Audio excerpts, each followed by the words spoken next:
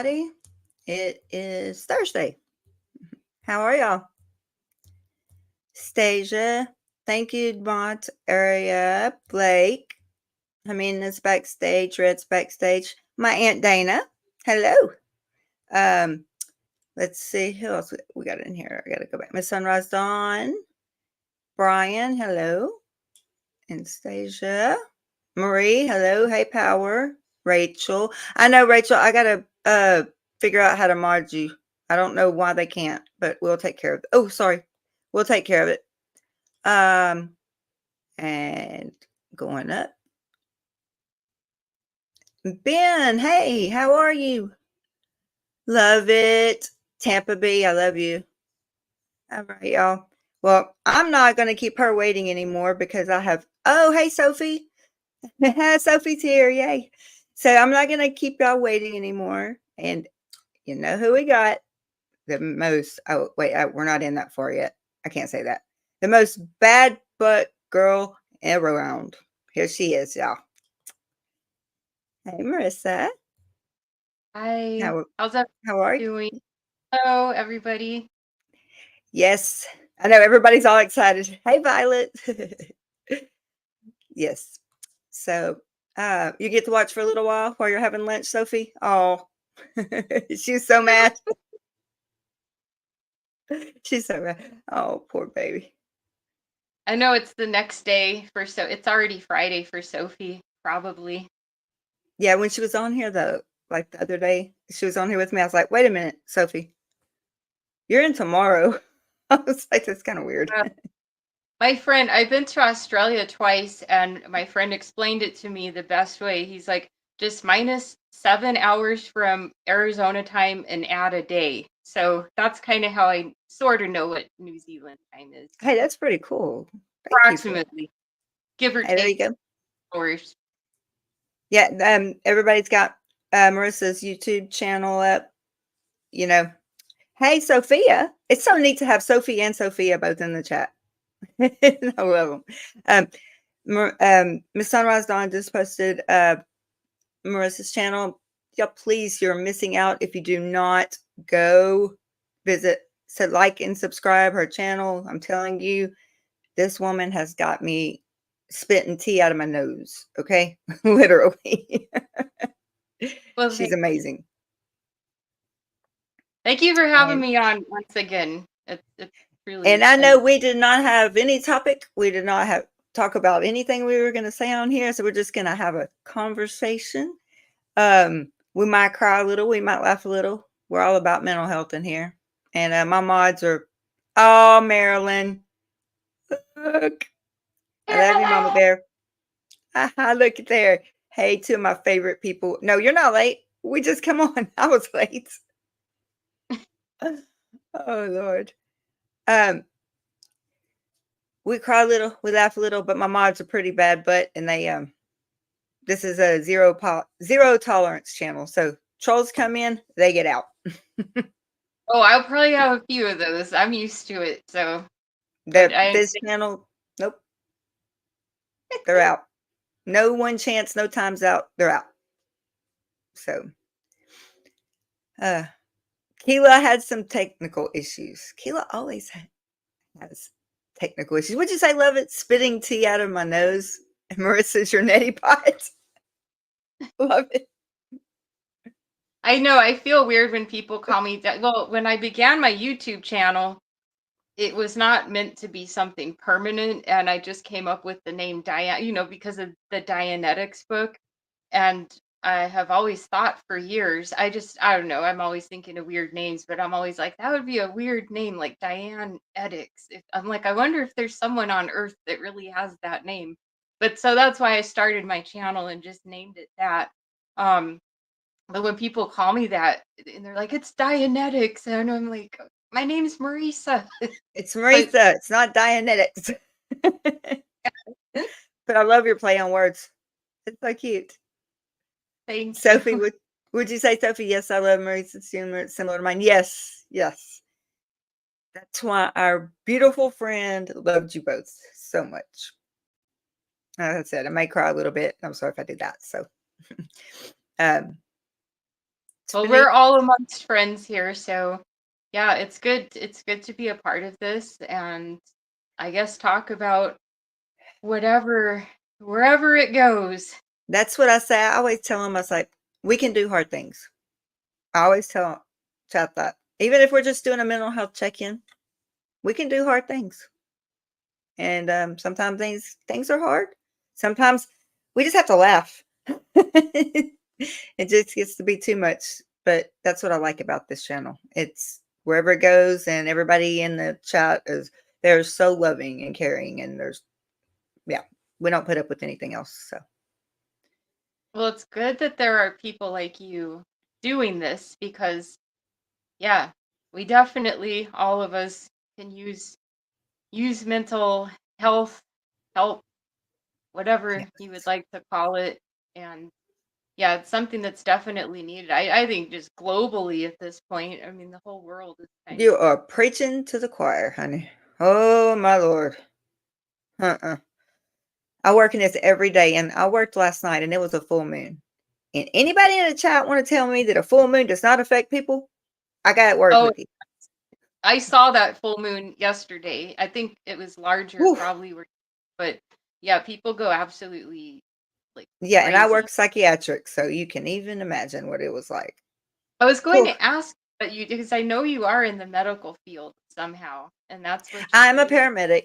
Been a paramedic since I was 21, but I decided my mom actually is a psychiatric registered nurse, and so she decided to open a nonprofit. Well, we weren't nonprofit for the first 2 years, but after that, and for homes for people that she would get into the crisis unit, stabilize them. And yeah, you're right about mental health, and it sucks.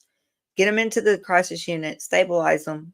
2 weeks later, they're out on the streets. They have nowhere to go. They have to choose between their food, their medication, or a place to live. And this was a revolving door.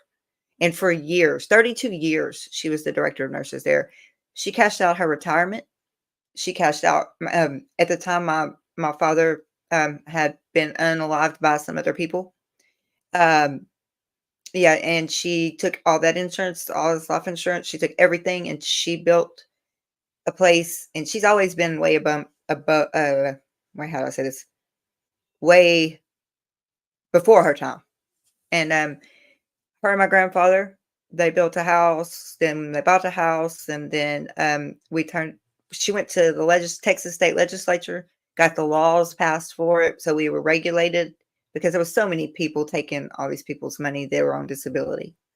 And so now, 20 years later, we're still here. I decided to help her out just to get it started, and that was over 20 years ago. And now she's retired fully. It's all on me and my board of Wow. directors.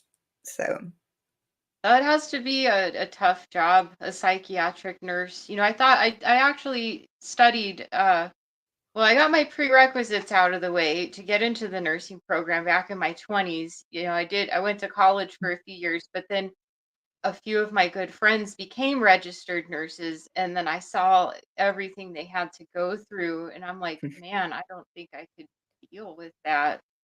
I mean, it's hard, it's tough. You yeah, definitely have passion and put up with, I think people think it's an easy job, but yeah, it's definitely not from friends of mine that I've seen in the stories that they tell. And I have a niece who is she started out as a firefighter, and she's one of those like bodybuilding, like Ronda hmm, Rousey type. So, but she became a medic, so that's what she does yeah, now. that's my And dream job. yeah, she's a medic, and some of the stories she tells me, I'm sure Texas and Arizona, we have similar problems, with just the fentanyl. And I ask Yes, her all the time, like, what is the number one thing you have to do? And she said fentanyl overdose. is, and how people will get mad at her when she has to revive You them. give And them Narcan, and you better back up. She's not lying. so she tells me some crazy stories, but yeah, Yes. heart Yeah, goes if you out. give somebody that's overdosed on any opioids, you give them Narcan, you better move.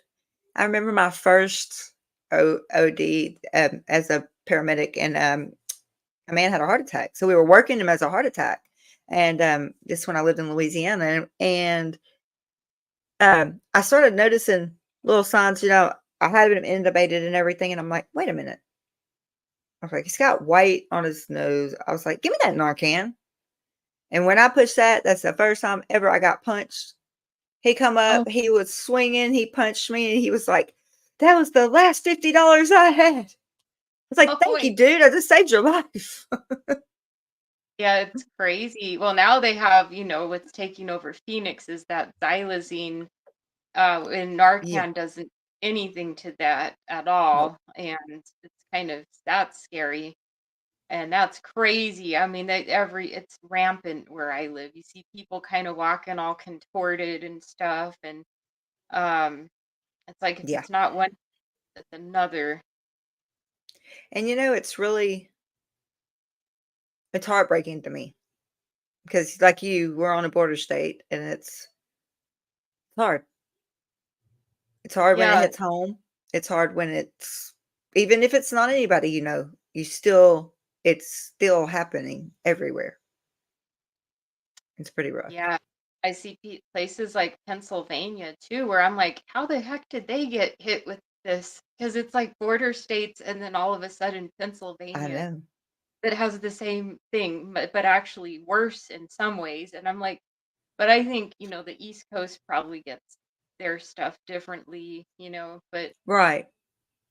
I would say in my life so far, it's the worst drug epidemic I've ever witnessed. It's far worse than meth, and um and I've been really open about this. I know people, the trolls that hate me, they always like uh insult me for this, but I was a fentanyl addict for 2 years, almost 2 years. I was addicted to it, the street fentanyl. Um Oh, wow. I didn't know that. and I wasn't doing it to like uh, like get high or anything, but I had something called valley fever. I don't know if it's in Mhm. Texas. I know it's in the Sonoran Desert, like California, Arizona, and I caught valley fever during the pandemic, which is funny because I still to this day I have never had COVID. I just know because I get the antibody test. I have never had COVID. I caught valley fever, which It's is weird. bad.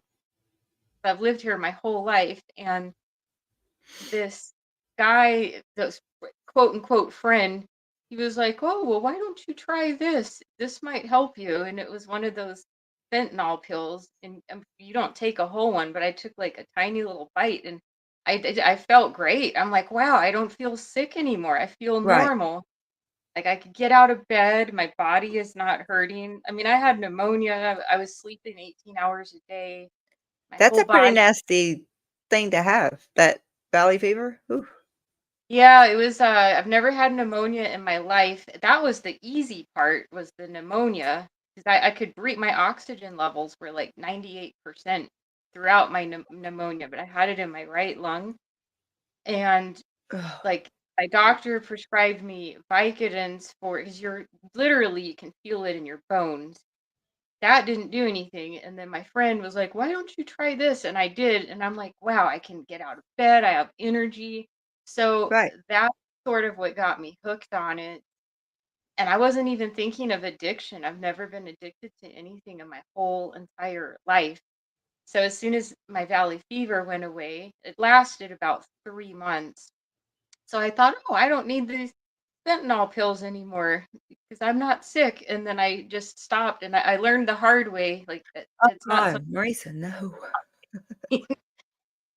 Yeah, it was really hard. It was just a Oh, very bad period of time, a weird time frame. But that had to hurt even worse than the valley fever.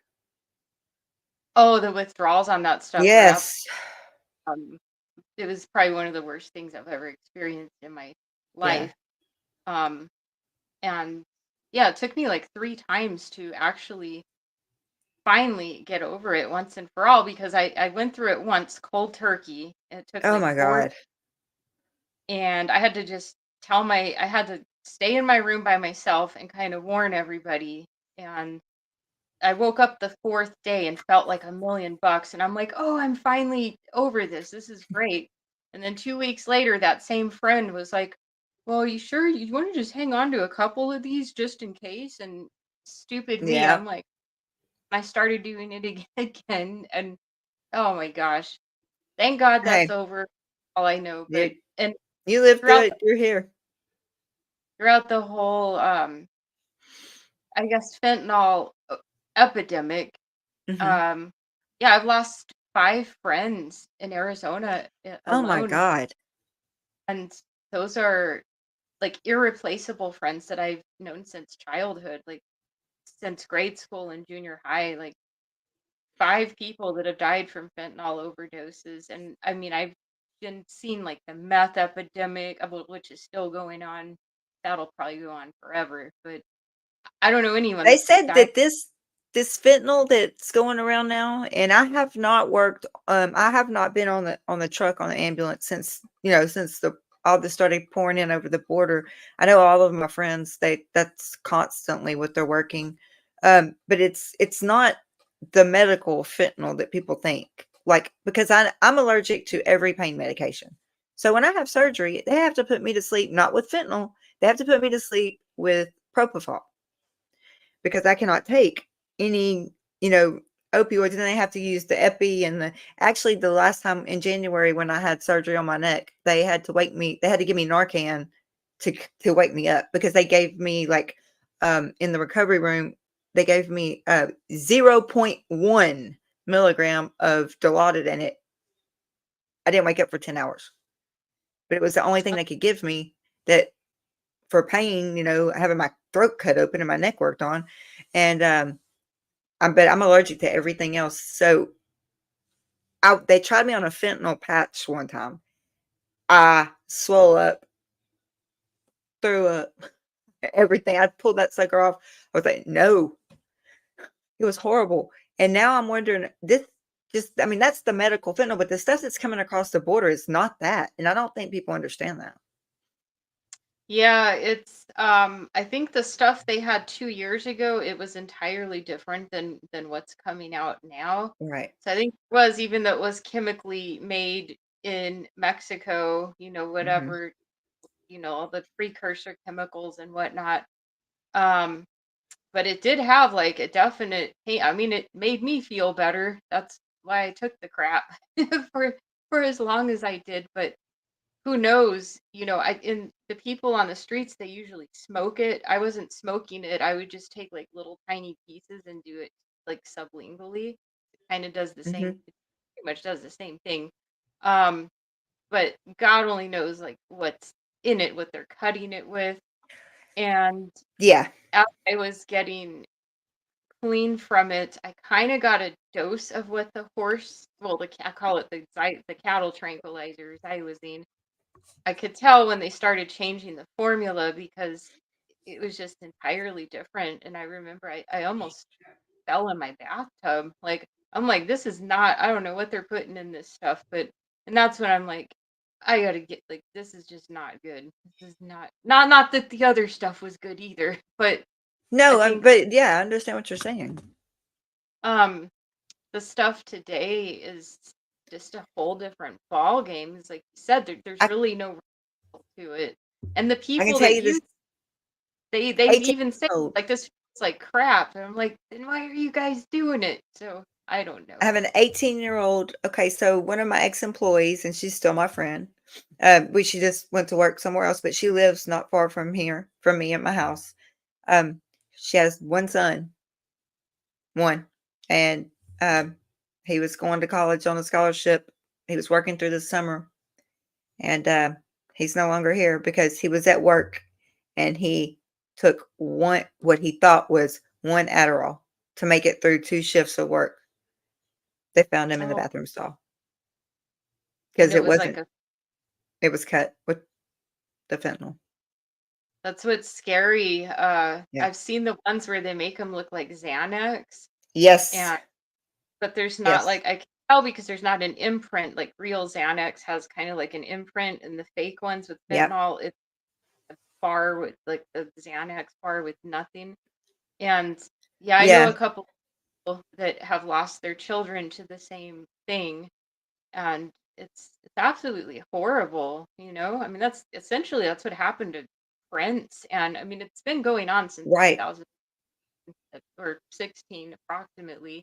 That's when all of, you started hearing about celebrities dying from it, and so hopefully it'll pass, and hopefully nothing worse comes out, but that's wishful thinking. Hey, we can be wishful. Carrie Ann, that's terrifying and unbelievably sad. I'm so sorry for your friend. Thank you, Carrie Ann. I know she's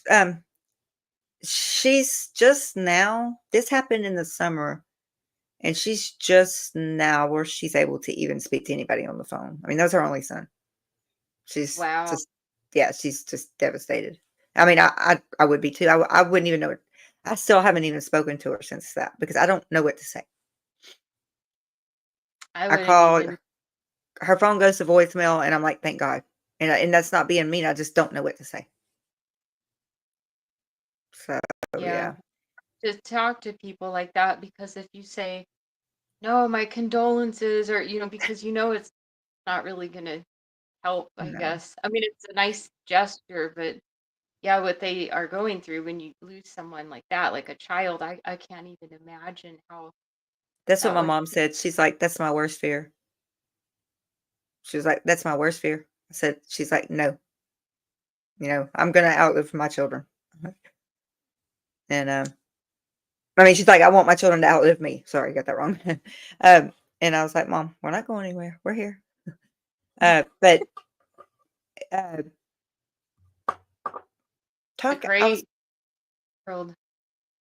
no, go ahead because I have, like my seizures, I have a thought, and everybody here knows I just got off my ADHD meds. So, squirrel. So you'll see me right in the middle of a sentence and I just forget. But I have seizures, and I have seizures really bad, and it's done so much of my short-term memory is gone, and now that I've taken myself off my ADHD medicine, it's just like, holy crap. But my heart couldn't take anymore. Like I've been trying to get my heart back right ever since surgery, so um, I took myself off of it. I weaned myself down off of it. It was on Vyvanse, and but I know what you mean about the withdrawals. You can't just cold turkey that.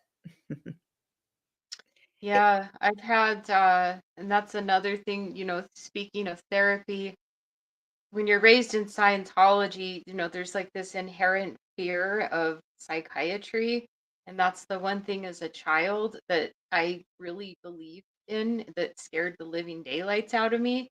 I don't know why, because I was just a kid and I'd never seen a psychiatrist, and that none of my friends, I mean, this is like, in the 80s and 90s, Mhm. psychiatry was not really a big thing. I mean, it was, I think, maybe people that had a lot of money saw psychiatrists back then. It's not like how it is today where it's pretty normal and Yeah. mainstream. But I did I had no idea what psychiatrists were. All I know is in Scientology they drill the heck of it into you that psychiatrists are gonna like kill, they're out to destroy the planet.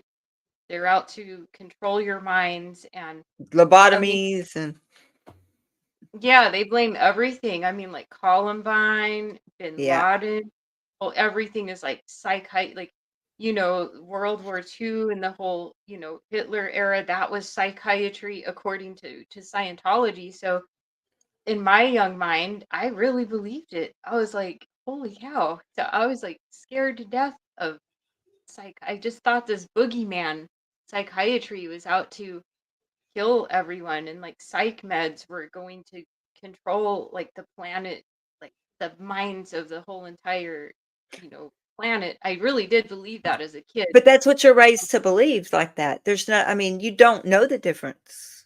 You don't know anything else. That's what you're made to believe. Yeah, it's so that's why when it came to me, it had always been on my bucket list. Mhm. I haven't, the last time I did anything in Scientology, it's been 22 years ago. I'm 46 years old, so I think I was 22 the last time I ever stepped foot in an org or did So anything glad Scientology. you're out. Yeah, God, it was just, it's the weirdest thing to grow up in. It really is. It's like an alternative, it's an alternate universe, to put it Yeah. nicely. Um, but it was even stranger for me because I I'm essentially an only child. I have a half brother and a half sister that are a lot Mhm. older than me that they moved out and they didn't even meet me till they were 13 years old. So I don't really talk to them. It has nothing to do with Scientology, just, you know, Okay. talk. Um, but they I don't know. It's just, I would go to school and I would see what's going on in the real world, and then I would come home, and from like 2:30 till I go to bed, it was nothing but Scientology and L. Ron Hubbard and Dianetics and Touch Assist, and my mom taking Yeah. me to the org and auditing and courses, and so I would see my friends in the real world and what's really going on, and then I would go to these events with David Miscavige speaking, like Scientology's doing this and everyone's reaching out to us. And then I'd go to school and no one, I basically had to hide that I was being raised in Scientology because here in Arizona, I'm Mhm. not exaggerating when I say I'm the only person my age in the state of Arizona that grew up in Scientology. Wow. So, I mean, there's people younger than me, like my nieces and nephews, but Yeah. they're way, like younger. So I didn't hang out with, I was already a teenager and they were like 6, 7 years old. So they had their little group of young friends, but for my age, it was just me. And every once in a while, I would try to ask one of my friends at school, like, hey, have you ever heard of Scientology? And they would look at me like I was insane. And I just knew, like, I better keep my mouth shut if I want to have any friends and like not get bullied and fun of at school. So I had to keep it a secret. Um, That's so. but So yeah, did it you was go, just let me ask you this, did you go back and have to be, or did you admit to in auditing about, did you ask about that? yeah, I did. I mean, there's funny questions that they ask you in their Mhm. security checks, and a big question Yeah. is, do you know anyone that's antagonistic towards Scientology, or do you know anyone that's antagonistic towards L. Ron Hubbard? And I remember being like 10 years old and saying, yes, everyone. I'm like, everyone I know is antagonistic Wow. against. But because my parents had money, and my dad and my mom were the ones doing the courses, and I was just this little dipshit kid in the eyes of Yeah, but science.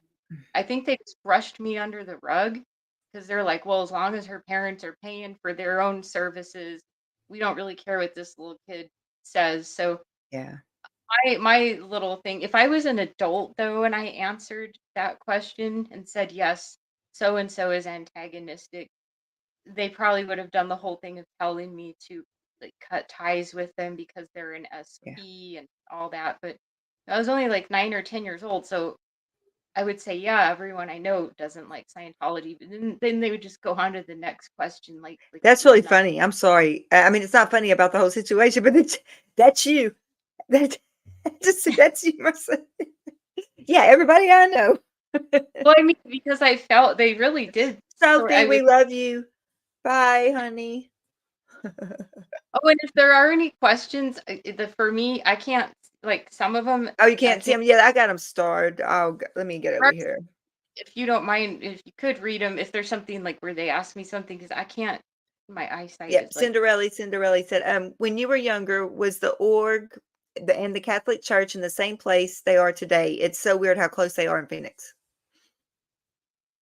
Oh well, there's Catholic churches everywhere out here. And I've said before, like I would say probably 90% of people I know out here that I grew up with are Catholics. All of my friends are Catholics. I don't know if it's because, we live by Mexico or whatever, and it's just Roman Catholicism. Yeah, Every time my mother and dad's side of the family are all Roman Catholic. Um, my father is Mexican, so yeah, his whole family are Roman Catholic, and my mother is Portuguese. They're all Roman Catholic. My parents found Scientology because they were looking for something that didn't have to do with like worshiping God. And, it's a typical story. yeah, They were in in San Francisco back in the 70s, and that was sort of like the hub for New Age thinking and groups, back then. And similar to, I think me and Nora have a similar story Yeah. when it comes like that. Even Tori, when I talked to Tori, we spent 6 hours on the phone one night, and her and I were talking, and, she said, "If my parents would have never moved, I would have never been in Scientology." She's not lying. Yeah, Tori's story is funny. She tells Yeah. these like hippie hitchhiking stories. No. Tori honestly is the first person I met when in 2006 when I was sort of surfing the internet because I did at that point I used to think I was the only person on the planet that grew up in Scientology back in I Wow. just thought I was like the only one. So I started searching and then I found this website, Operation Clambake, Clam bake. Mhm. and Tori was one of the first ones. And yeah, she was amazing and reached out to me. And so a lot of us consider Tori as like I don't know, our shining light of help. Hey, we all say we wanna be like Tori when we grow up. I wanna be Yeah, like Tori. she's honestly, if there is like I don't know, some kind of Nobel Peace Prize in this community, she's Oh, girl. one of the top Tori three. deserves that one. I love that woman. Oh, Definitely. Yeah, and my grandmother when she was alive, my Portuguese grandmother, she used to get so mad. That was another thing. I remember being a little child at uh, my grandmother would watch me, and I remember telling her because I thought it was just the coolest thing that like dog and God spelt the same thing backwards. And yeah. I remember telling my grandma, I'm like, "Do you know that God spells dog backwards?" And I didn't mean anything sacrilegious about it at all. I just thought it was kind of cool. Like, yeah, words, what are they called? That they kind of spell the same or they have the same word or similar words. Yeah. And I remember telling my grandma, and oh my God, she called my mom and was just like, "What the hell are you raising my granddaughter in?" Because my whole family knew about my parents being in Scientology and they weren't happy about it, So it was kind of weird knowing that I was being raised in something Yeah. that my entire family thought was batshit nuts, except for my parents. And so it was, So were your yeah, parents disconnected, like, from their parents? no, no, they, well, all of my mom had a great relationship with her parents. There was no disconnection with that Oh, on okay. that side. The only disconnection I ever experienced was my half sister was the executive director of the Phoenix org for Mhm. uh it was about 15. She was on staff for I think a total of Yeah. 15 years in the ED for um a good portion of that time. And she was ordered to disconnect from us because my mother got declared. My Okay. mom's years in Scientology, and she was declared for getting on the Free Zone independent Scientology website Uh-huh. because David Yeah. Miscavige and a lot of old school Scientologists, they didn't like his whole thing, like his golden age of tech and making everyone redo everything. That really pissed off a lot of like the old school Yeah. Scientologists. So my mom back then, she put her real first and last name, and she was on there just talking all kinds of crap about David Miscavige and Oh, crap.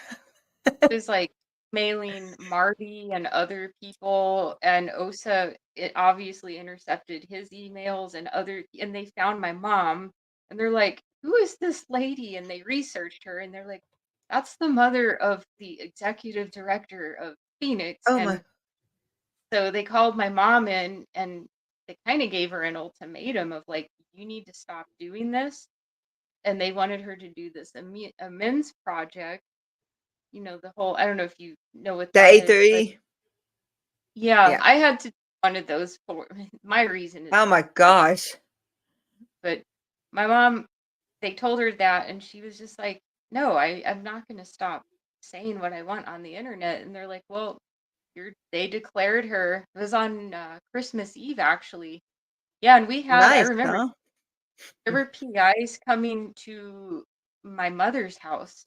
And I think, if my sister wasn't the executive director, none of this probably would have happened. It's just in the public Scientology sector, the executive director, that's like the highest position you can have. Mhm. So, yeah, there were PIs coming over and, the whole looking through my parents' trash thing. And then, yeah, my mother had her Wow. SP delivered. It was on Christmas Eve too, so it's almost like they do it on purpose, just to Yeah. be really, really huge assholes about it. Assholes. Mhm. So, yeah, but because of that, then my sister was ordered to disconnect from my mom and anyone connected to my mom. That's the disconnection policy. You have to disconnect from everyone and everyone that knows that person. And they even Wow.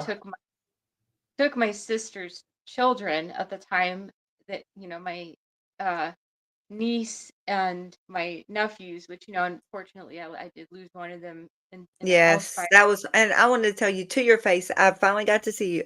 I am so sorry about all. I mean, I know there's nothing you can say to make it better, but I really have always wanted to tell you ever it's been a long time since I've heard you, you know, when you told your story. I want to tell you I'm sorry that was horrible. Oh, I appreciate that. Thank you. Yeah, it happened. Oh gosh, was it? I think it was 2001. It was December 16th, and which made it even worse because it was right before Christmas. Yeah. Um, but they what was I going to say? Yeah, my sis they took her kids because Yeah. my sister got to go to Flag and get all kinds of auditing intensives. And Serge has talked about this a lot, where Yeah. if if someone dies and you're very like upset and crying, they basically audit the hell out of you so that you no longer feel sadness about it at Right. all. I'm a zombie and you don't care that your son just died. So my Right. sister had to go for that, and they took her children in a room and they were trying to tell the kids to disconnect from their grandma, but Oh they were my just God. they were like, we're not going to disconnect from our grandma. And yeah, Scientology is just very You're right, Brian. They strip you of your humanity. And you know what I've seen about the second gens? They have their humanity. And that makes me some. smile. No, I'm just Some of kidding. them. Some of them. Yeah, some of them. I love the second gens, the third gens, the Most of I would have us do. never been in this community if it wasn't for y'all. Like I was not raised in Scientology. I live in the closest thing to me in Scientology is a mission in Houston that not even the cops will go down the road at night, and it's only open at night. Okay, it's in there. Hey, Kelly, Kelly Copter, Yay! and Woo, woo. I went to the Austin org once though. I just protested there.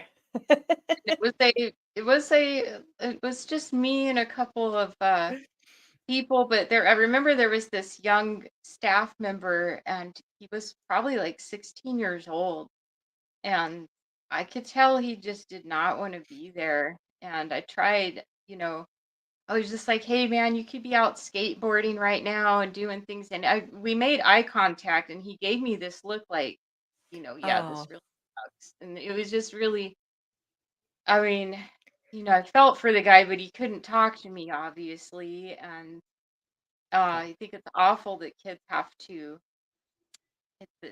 no more to. kids in Scientology. I've been on Serge's channel when he had 3 people in that channel, and I was one of the 3. I said, Serge, keep speaking your truth. Keep speaking. Yeah, Somebody's going to hear you. Keep speaking truth to power, Serge. You can do this. And look at him now. he does give, I would say, the most brutally honest, and it's Yes. harsh to hear, which I know for some people they find it like, you know, like they think he's being over dramatic or whatever, but No, he not lived it. He knows. really that bad. And I tell him this all the time. I cannot imagine I don't know how to audit. I never learned how to do that, but to be a child and having to do that and ask adults those questions, like I was on the receiving end as a child, being asked those questions. So Should have never had to do that either. yeah, the questions are really just things that people that are, I would say, under 25 shouldn't be even be asked, much I less agree. 6 to 8 year olds. So it's absolutely Like horrible. Kelly. I mean, Kelly, what, 6 years old? I mean, Yeah, that's her story and being labeled a suppressive I person. said See, at 6 years old. that's crazy.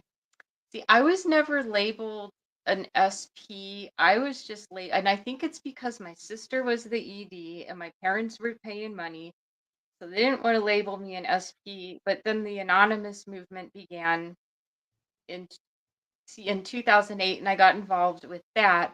And this is back when MySpace was going on, so I would like write on my Mm-hmm. MySpace, yeah, I'm going to this anonymous protest. Um, my sister was disconnected from us at the time, and her husband reached out to me, and he was a Scientologist, and he's like, Marisa, please do not do this. Like, you got to stop advertising this because it was wreaking havoc on my sister's career. Well, I shouldn't say career, but Well, but her life they, in there. as the executive director. And yeah, the very first anonymous protest, it was called Operation Reconnect, and it was about disconnection. So it was just so coincidental because I'm like, wow, my sister is disconnected from us. And Yeah. so I was able to attend that. And I had knowledge reports written about me because my sister lived with us temporarily, and certain people on staff would write KRs of like, oh, Marisa's sister is an anti-Scientologist and she's involved with this terror Mhm. organization, Anonymous. And so my sister actually, before she was this is before she got disconnected, and she lived with us. But she had to move out because of me. So I was labeled an anti-Scientologist. They didn't give me the SP label, I think, because if they did that, it would ruin my parents being able to Right. pay All services. that money. Mhm. Yeah. Yeah. So, Yeah. Brian just made a good point. Reese at 4 years old. oh my goodness. Yep. I mean, this is like, so talk about the Austin org. I went in April or May, whenever we went down there, when I met Laura and Liz Ferris and Alicia. There she is, right there, baby cakes. E. Um, Oh, Alicia. Yes. And we went down there, and boy, when I tell you that they do it right, they do it right.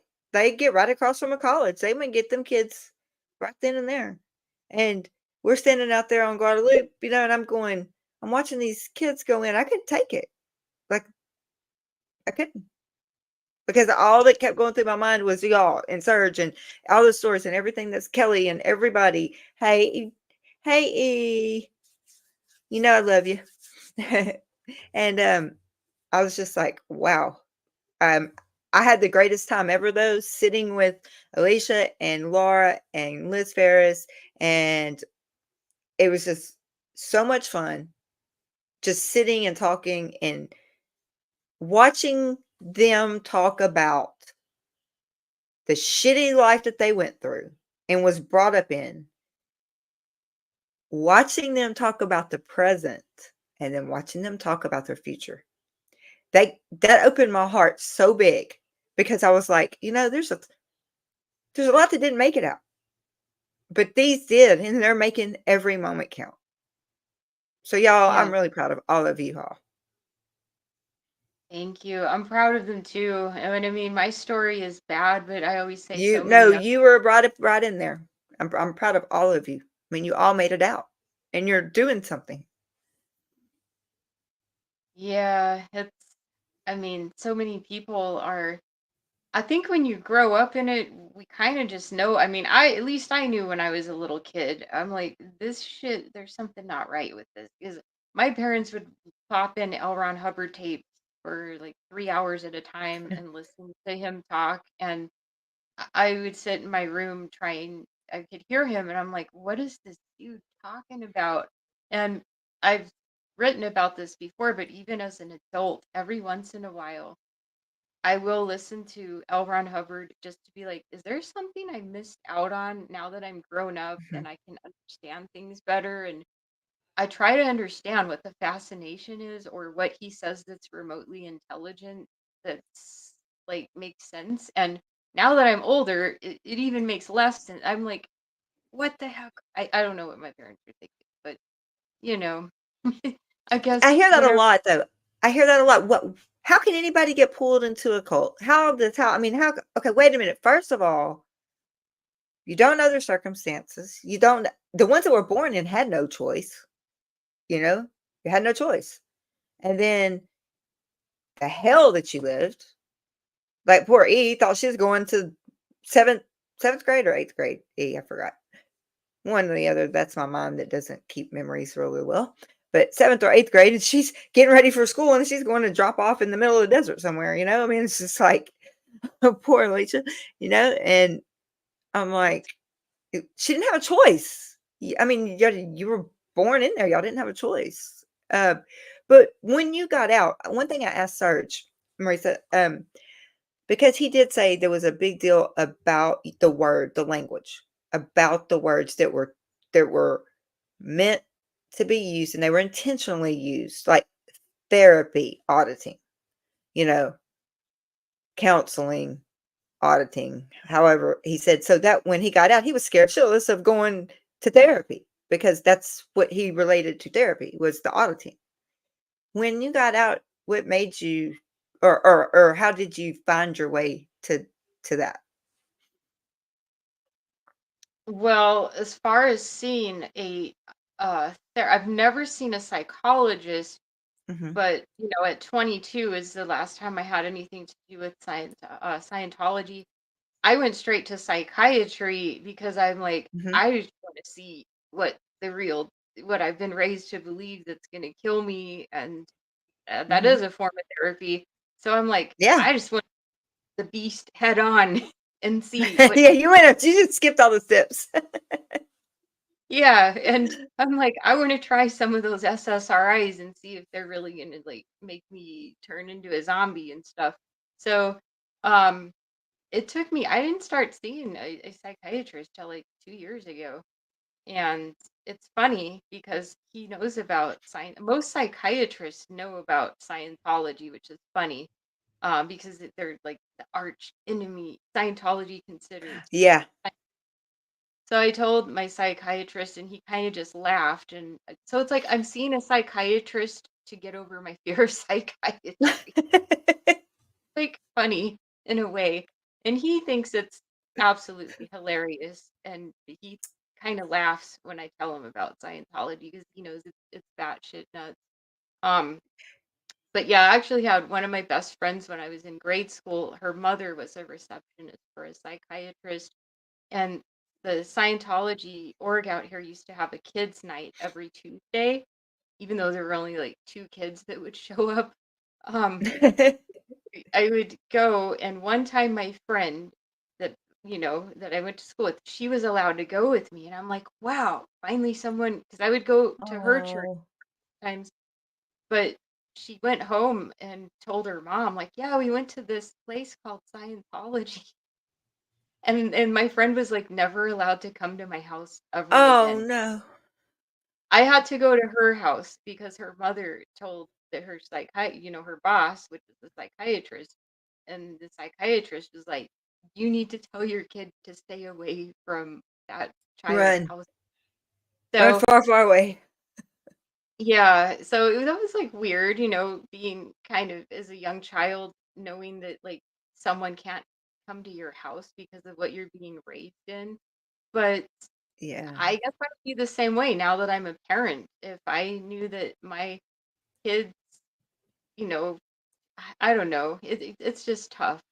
I would be a little weary. I don't know if I would want my child going to a house full of Scientologists either. So I do. Well, I get. we had Kelly BC. Hello, everyone. Catch up. Hey, sweetheart.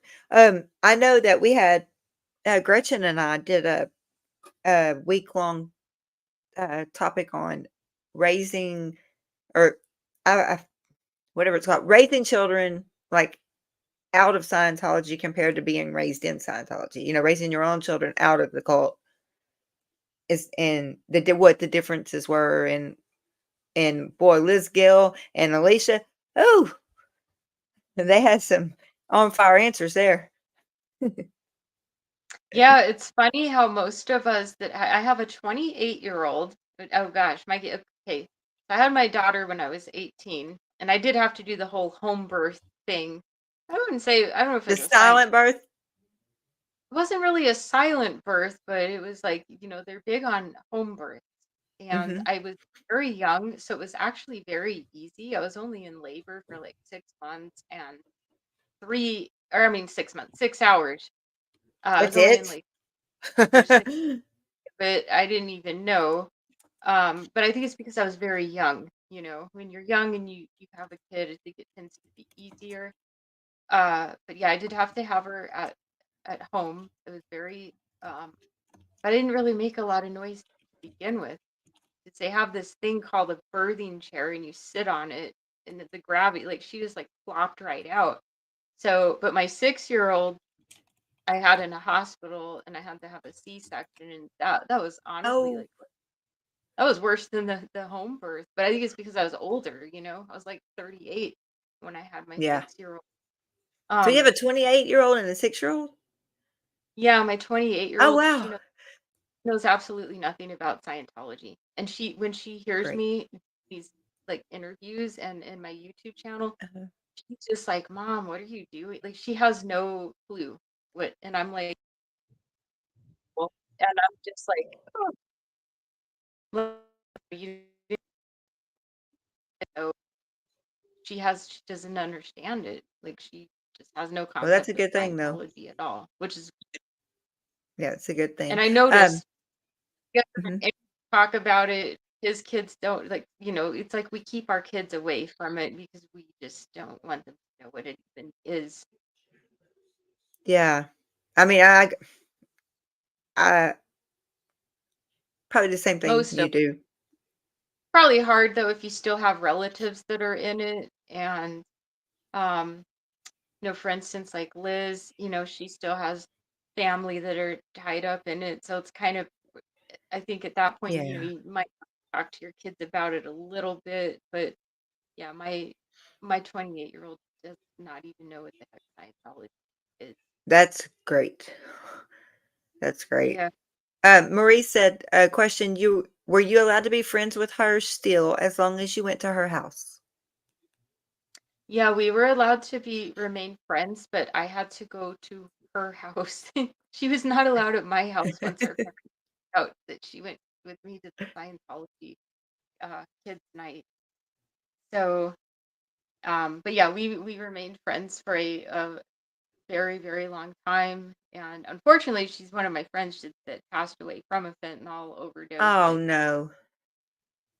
yeah, it Oh. was just got hit hard, really hard out here with that stuff.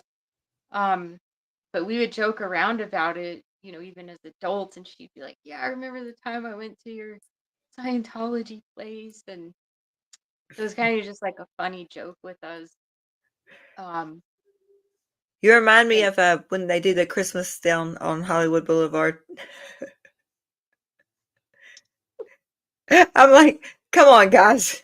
It's not Christmas. Winter oh, Wonderland, that's what it is. oh my gosh, I yeah, know. it is. I think because I've been out of it for so long, and that's the thing that people need to understand is that we all have different time frames. Like how I Yeah. was a 25-year-old and still processing it, it was still fresh in my mind, and I had like just tons of things to. I mean, it took me probably 10 years to get everything out of my mind and my system that I had processed and learned. Um, it took me about a decade to sort of just be completely free of it. So now I can look back on it, and I'm always going to have that residual effect. I Mhm. would say primarily from auditing, because when you do that, it's different when you take, an adult and you audit them because their brain is fully developed and they know how to Right. process things and they want to get auditing to begin with. But when you take a child and you're just drilling them with these questions, which are meant to make you emotionally void and numb inside, and your brain is still developing, it does have a significant impact on you. And Yeah. there's things I've noticed today, there are things where, it's hard for me to feel feelings about certain things, like emotional feelings with certain aspects. So Coming from so coming from the mental health side of it, I'm going to tell you that, and then that we're just talking. This is no treatment. Let me disclaimer that we're talking. We're friends. Yeah, I have people that like to jump on there and start screaming, "Oh, they're doing treatment." No, none. So, not um, true. Yeah, we're just have it, we're I mean, just this is talking. sort of like therapy, honestly. Yeah. You're So, better but than my psychiatrist. there you go. Ha ha. So, but no, first of all, I have been watching Power Laws and his information that he's been putting out on the e-meter itself and what it does to the body. Me being a paramedic, I know what electricity does to the body, even if it's in small doses. It's going to have, and it's going to have an effect on the body if you're exposed to it for long periods of time. I mean, that's a scientific fact there. And Power has been putting out a lot of videos with the proof to that. And Yeah, I he's really appreciate. like deep, like one of the in-depth, deep thinkers. Yeah. Yes, I But appreciate him for that. And absolutely.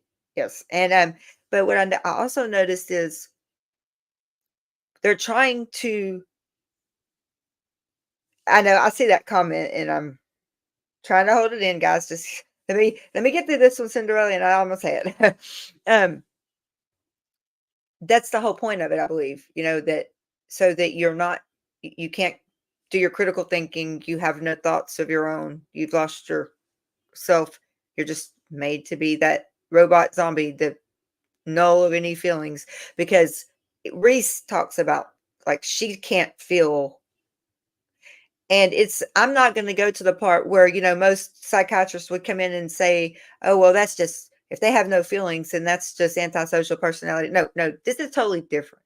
You need trauma informed therapists and psychiatrists. You need cult high control groups, people like that are familiar with what is being done.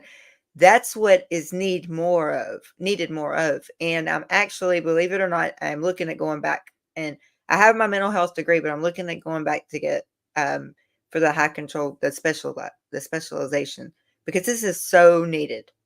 And Reese even says that she doesn't know how to act outside of there. I've talked to her at length about that. She said it on her channel. She doesn't know how she's supposed to act because she's never known how to act. She's born into there. And Doug, he said the same thing. And I was trying not to say that, Cinderella, and now I'm going to start crying. But, over and over and over, like, you don't know what to feel or how to feel once that damage is done. And it's like having to relearn how to live all over again.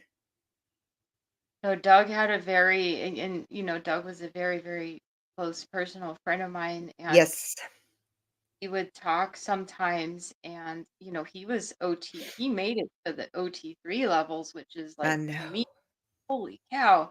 I Because know. I didn't know about Xenu until watching the South Park episode, because it's sort of hidden from Scientologists until you hit OT3. But I used to joke. I remember having a conversation with Doug, and I was like, "So did you really believe in Xenu?" And he was like, "Heck yeah, I did." And I just was laughing. Well, because I believed that psychiatry was going to kill us all. So we were just laughing at like just the silly things that we believe. I love I love that man. Like, he was so funny. So he was just a matter of fact. Like, I don't know. He was a different breed. You, Yeah. him, y'all were of y'all are of a whole different. You're not in the younger second gens. You're not the older second gens. You're a breed of your own. And that's who everybody should be looking to see how y'all handle things, because you really are amazing. Well, thank you. Thank you very much. It's not easy. You know, a lot of it is I just kind of learned to it's like you either are gonna cry about it and feel extremely horrible, or a lot of this stuff at this point in my life, being that it's 22 years later, a lot of Yeah. it I kind of have to be like, oh my God, that was so ridiculous, and I just have to laugh some of it off of like the insanity of it all. And Yeah. you know, Dr. Gretchen's in that house. She's in. Dr. Gretchen is here. She said it's called freeze numbing. Um, this. Okay, I'm not going to say that. never heard. Yeah, I don't know what that I is. can't Some of you see. know. First of all, that's okay. I'm not going to try that, Gretchen. Why don't you just say some words that I can see and check out the window of tolerance for trauma. Is what she said. You have to put See, words in there where I can. Go ahead. oh, sorry. I didn't mean. I think there's a little delay on our phone or Probably. reception. Oh, Sorry. me. Uh, but I think here in Arizona, there really are no cult expert therapists. And that's why I made a post recently about how therapy is considered a luxury for certain people because, for example, the psychiatrist that I see, and I called down a list of 20 of them. 18 of them did not take insurance whatsoever. They're cash only. And the psychology therapy end of it, I did this recently just to find out, like, okay, am I full of shit, or and so I called like a few psychologists, like therapists, and one of them was like, well, it's $689 for 2 sessions. Jeez.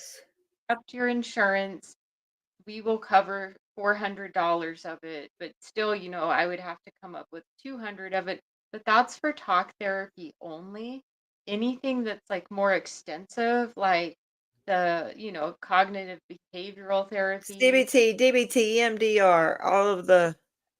Yeah. And all of that is, you kind of have to pay for that by yourself.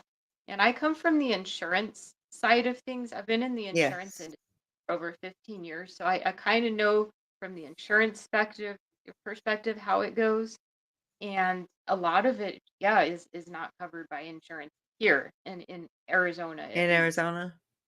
See, okay, so dysregulated. Thank you, Dr. Gretchen. I knew I could pronounce that word a while ago. To say dysregulated hyperarousal. So that's why I started this channel, and that's why I reached out to Gretchen and asked her if she would be join the channel with me. She does the Facebook side. She's in the chats, and sometimes she'll come on, but she does the whole, because like we don't just drop people, not like you. I mean, you're the badass. Now I can say it. I've been in long enough. You're a badass. Like you can. That's what everybody was telling me, and I couldn't say it when I first came in. That when I said Marisa's coming on, they're like, she's the. When I went into Kelly's chat, and I was where Marilyn was right before she was like George. He was like, she's a badass.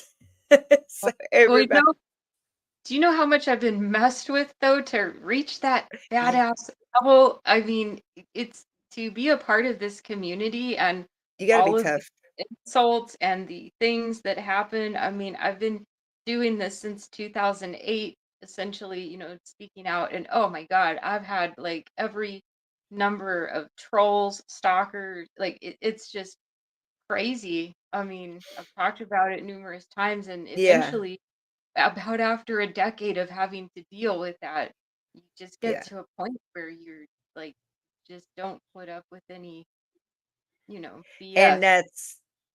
if all of them could just be like that, just if everybody could just pull in from, because Doug didn't put up with any of that either. Like, I mean, he's such a sweet soul. He he was so calming, and he spoke in such a calming voice, and he taught and he taught and he taught, and he loved to teach people. And I don't know. I don't. I'm just. I'm gonna say that I hope that helped him. I know that it took him a long time before he could get to that point. Yeah, I know he was on. It actually surprised me when he started a channel because he was very, very quiet for many, many Hmm. years. A lot of us What do you didn't say? even. 10 years? Yeah, 10 years, and he didn't. And he and I were always friends, but then boom, it's like one day his channel, and I'm like, Doug is What the who hell? channel? And so something, that's what I mean. Everybody just has their own journey and it happens at different Yeah. times. And some of us it happens very fast. Well, no, I shouldn't say that, but it's not really fast for any of us, but I don't want to name any names. But some I, people try. I became a normal person again in 6 months, and I'm like, no, you and didn't. you know what I tell them? There's no such thing as normal except on the setting on my washer and dryer, and that's the only normal thing around here. Work in psychiatry or psychology. That's what you're going to hear. Mental health. There's no normal. And I had a patient with autism, and he was severely autistic. And he told me that he said, there is no such thing as normal. I said, yes, sir. I remember So when I took Psychology 101, yeah, like back years ago in my 20s, and that was one of the big things that my psychology professor would say. She's like, there's no such thing as normal, and which is absolutely true. we But have our baseline, but that's it. That's all we report on. I guess what I say normal for us that were raised in Scientology, I mean, being able to just adapt to like the mainstream society and the cultural like societal norms of what's going on here in America. When I That say had to normal, be, that yeah, that had to be. But you okay? Wait, you went to school in a regular school, right? Like a public school? yeah, I did. Okay. I So grew up. that's what made you know something was different. Yeah, I knew something that was different, and I would say a key turning point was right before 9/11. It was like back in 2000. I was um I was actually in a serious relationship with a Muslim man from Mhm. Afghanistan. He was out here in his family on political asylum back in 2000. I no one in Arizona, we didn't even know what Muslims were back in Right. 2000. So I was dating this guy, and then September 11th happened. And I remember going to right after that, that's when Scientology started pushing their volunteer minister thing. And I remember David Miscavige. I was at this. I don't go to the events directly at the smaller Mhm. orgs. We see it like on like via satellite. So we watch Uh-huh. it on like, and David Miscavige was saying how Dianetics was the number one selling book in Afghanistan, and Muslim boyfriend at the time, and he was very like he would pray everything like 8 times a day. Right. And I'm like, I don't really think that this is true.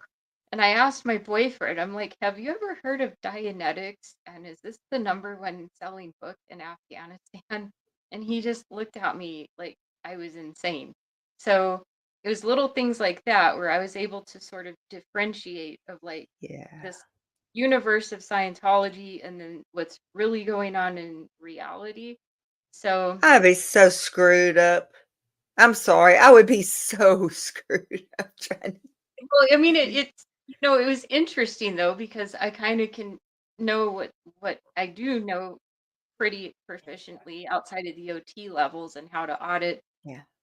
Very proficient on what Scientology entails, but I'm very proficient as well as kind of the street level. The Right. public school too was in one of the kind of crappiest parts of Phoenix with like See, street you're always the gangs. badass. So I don't know about that, but no, you're making me blush. Um, but it is. I guess it's interesting to know like both worlds, sort of, to know that this is Yeah. actually going on in Scientology, but this is what's realistically going on in the other 99% of the planet. Wow. So Wow. that little things like that. And remember, there's a word in Liz Gale. We have a I joke love because her. I love there's, her. yeah, she is truly amazing. There's In one fact, word. her book's right there. There's one word in Scientology though. It's the word randomity. And Mhm. I thought that was a real word till I was like 35 years old, and which, wasn't, maybe in the last decade. So I was saying it all the time, like, oh my God, there's so much randomity going on. And, my boyfriend at the time was like, what did you just say? "Oh, randomity." And he's like, what the hell is that? And I was like, you don't know what randomity means? And he's like, no. And And he was like this army guy, and he pulled out a dictionary and Oh looked it gosh. up. Whatever dictionary he had, it literally said it's like a word used mainly by Scientologists to Oh describe. shit, for real? Oh And my at that, god. I never used it. I'm like, oh my God, I had no idea that was not a real word. It just sounds kind of, Okay. it sounds like something Like that in Texas or Arizona, like right? random, like a Random. John I can't Wayne. Brian. Or- Brian lives in Austin. He knows like he says randomly. I gotta remember that one. Oh, Yeah, that's a that good one. that was like so it's little things like that where mainly my friends that are not Scientologists would be like, what are you talking about? Like that's not even what's happening. And so to me, it was advantageous. I couldn't join Sea Org because I was a little early bloomer with the, Yeah. experimentation. I tried LSD at 15. That's And so weird too. That's the only drug, right? That's the only one that you can't well, it used to or be. I'm not sure anymore because, again, I haven't done anything in Scientology in 22 years, but yeah. be any type of SSRIs, if you've ever been institutionalized, and LSD was like a huge one. And then I guess they waived the LSD deal for a while Imagine that. when they were trying to get me in. Um, that waiver, the LSD waiver, was not going on. It was still in full effect. And they would always send Sea Org members to the Phoenix org constantly. I'm sure you've heard it described, but they go to the smaller orgs to kind of pump everyone up, like, come on, guys, Mhm. we have to save the planet and do this. And Gotta raise that um, money. I would see them, and it was funny because they would walk towards me, and I always knew as soon as a Sea Org member is walking towards me, it means one thing, and that means they're going to reg me. So they would be 10 feet away, and I would be like, hey, I've done LSD. And they would just, oh, I love it. Oh my god, they, I love it. but I'm like, hey, man, it's going to save us both 4 hours. Like, I've done I'm LSD. keeping my money. I did LSD. Go. Go. And they would completely leave me alone. So I guess in a way, LSD was a little bit of Hey, a blessing in disguise for my situation. But I've heard of situations where people have done LSD and they've still been able to join, or even if they've taken other SSRIs or certain medications, and Scientology will say, "Well, did you have it tested? Like, are you sure that that's what it is?" or And let's they'll, give you 20 pure-ups and then we'll let you in. yeah. Oh gosh, speaking of that, yeah, I've done the Purif twice. Ugh. That was, yeah, the first time I did the trip, I was 14, and my twin was my 7-year-old nephew, which was my Oh, daughter sister's oldest son. So, but for her, it was like everything was money motivated. And that's why her and I really don't have, we're very distant because I just think if I did something like that to my family and my children, I would have a conscience and eventually say, "Look, I'm very sorry for what I caused," or I would take some kind of accountability for it. Which, yeah, I know Serge is. But accountability is huge with this, because yeah. literally our brains and minds were, I mean, manipulated with yeah, to a very yeah. large degree. And Yeah. my sister would, I mean, one Purif back then, I think was like $2,500 a piece. So for me, and then the guy she was married to at the time, he was a Scientologist. So for me and her son, that's like $5,000 right there. And so we did the Purif together, and we were younger, and uh we just kind of made a game out of it, you know. We made a game, and Mm. we got through, I think, because we were younger, but then I had to do it again at 19 years old, and Ow. he was my Griff twin again, but at that time he was like 14, I think. Oh my So, God. and I didn't want to do it, but my father paid for it, and I tried telling, I'm like, do not pay this for me because I don't want this, but he did anyways, and that's sort of like a No sales. more kids in Scientology. Yeah, it needs to be. I honestly, I don't know why our government does not Me do either. more. Really think our government looks at it as there's not a lot of Scientologists, and I think they just kind of look at it as like, David Miscavige is not out there doing a David Koresh thing. And that's what I always say. I'm like, you know what? There's really only two ways that Scientology, I think, will be brought down. And that's if David Miscavige goes full blown, you know, militia Yeah. man with like eight, rifles and Yeah. stuff. Our government would shut Scientology down Yeah, I mean, we instantly. have Waco right up here, not far from me, so yeah. Yeah, like something in, I always point that out. It was, during that same era, Scientology was granted a religious status by the Imagine that. same that very shortly after that did labeled Waco a huge cult and did that whole thing. So, and And they only did Scientology, that because they screwed up on the what was it, the Jim Jones that they right before Waco and the David Koresh that they yeah, screwed up. So they trying to make up for it in Waco.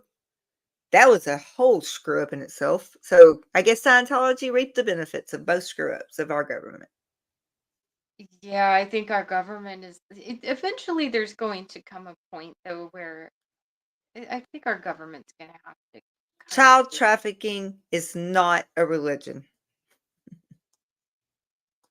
No, it's not. And I did witness it firsthand. I went to this protest in 2000, I think it was 2014, called Flag Down, and I went to Clearwater. It's the only time I've been to Clearwater, but that's where we Mhm. did the protest. And I did literally, you see like busloads of the kids that are on staff or like on Sea Org, like busloads of them. And I would say a large portion of them look like Latin American kids, Eastern European kids. I mean, I've seen it firsthand. They're not allowed to make Yeah. eye contact with us. They had all of the windows like foiled up and boarded up. And this is back in 2014 before the Aftermath show. So Yeah. it's probably worse now because of the public attention that Scientology has. Um, Yeah. I know. Have you heard? Okay. Have you seen Journey, Marisa? Have you Journey? It's Sarah, but her screen name's Journey 20. The Journey 2020. I can't see her if she's is No, she she's not. I active? don't know if she's in here right now. I don't know if Journey's in here, but she's been doing a lot of study on this. And I was telling Serge when he was on, um, that she noticed that going on in Uganda. Oh, we lost her. Let's see if we get her back.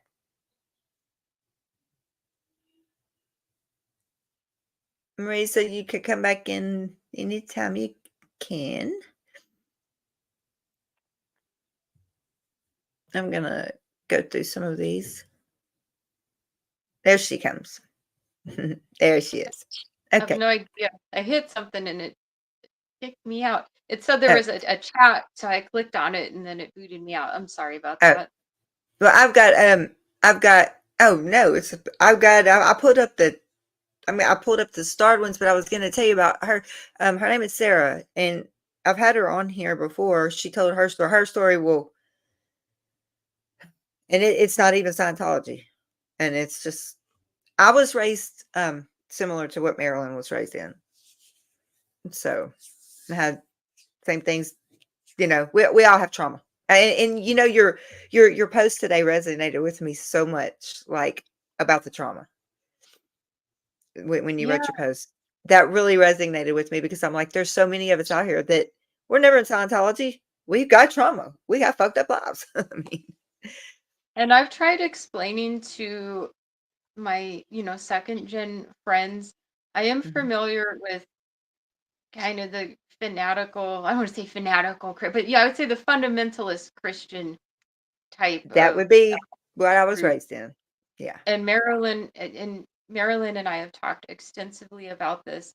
So for me, I find Christian cults to be fascinating, I guess in the same way that you all would find Scientology to be fascinating, because there's no like Jesus aspect in Scientology. Um, told Marilyn I'm sure you've heard of Donnie Swaggart, Hmm. the speaking in tongues, and Hmm. Jimmy Swaggart's son. He Yep. performed, or he did a sermon for free at a church 2 blocks from me. This was like a few years ago, and I'm like, I need to go to this. Like, I've never seen a speaking in tongues Pentecostal revival. Seen Hmm. him on TV, but since it was 2 blocks from me, I went. I took my mother and my youngest daughter's dad, who's a Catholic, Oh and my God. he left and was like, Marisa, I can't believe you took me to this shit. He's like, I feel like I'm gonna burn in hell but it was so weird because Donnie Swaggart was just going on and on and on, and then towards Yeah. the end, like the speaking in tongues thing, and all 200, there were probably 200 people there, like Pentecostals, and they started speaking in tongues, and so I walked in the middle of it because I wanted to kind of feel like I'm like, I'm never going to experience this. And to me, I think it's crazier than Scientology, like the speaking in tongues thing. Um, but it was so bizarre. It was like a massive trance or like brainwashing or something. Which Scientologists, of course, they have their Yeah. brainwashing so different than the Holy Ghost speaking in tongues deal. Yeah. That was probably like one of the weirdest things I've experienced. But it was very educational because I'm like, wow, this is like what really goes on. Yeah. So It's not just a myth. It happens.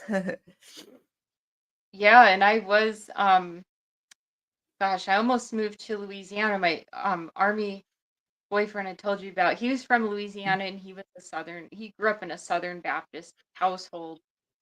And when I went to Louisiana to meet his family, he had to do this whole like process with me because he used to Oh call yeah. Hey Scientology West. Barbara, I love you. Tampa Bay. He used to call Scientology West Coast bullshit.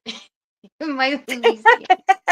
He'd be like, Marisa, we're gonna go meet my family. He's like, please don't bring up that West Coast bullshit to my family. And like it was just so fun. So I had to kind of lie. He's like, just tell my family that you're Catholic. And oh my God, yeah, I've had to kind of do this like 007 like That's instructions for pretty. people. Oh my God. Well, it's true. It is kind of West Coast bullshit, but I hearing it like from that though. he had like his whole southern, he's like, his Louisiana accent. He's like, man, that's some West Coast bullshit right there. He had a Cajun accent. I love it. But I love I got a glimpse of, yeah, Louisiana and the yeah, I guess Catholics. the Catholics. religious, Catholics. yeah, very religious out there. And it can Yes. be religious out here too. We have a lot of Catholic churches, and man, we have all kinds of weird mega churches popping up out here, like Yeah. huge ones. And Yeah. we're Let huge me with see. a lot of Mormons out here. Oh gosh, yes. We in my area we do too.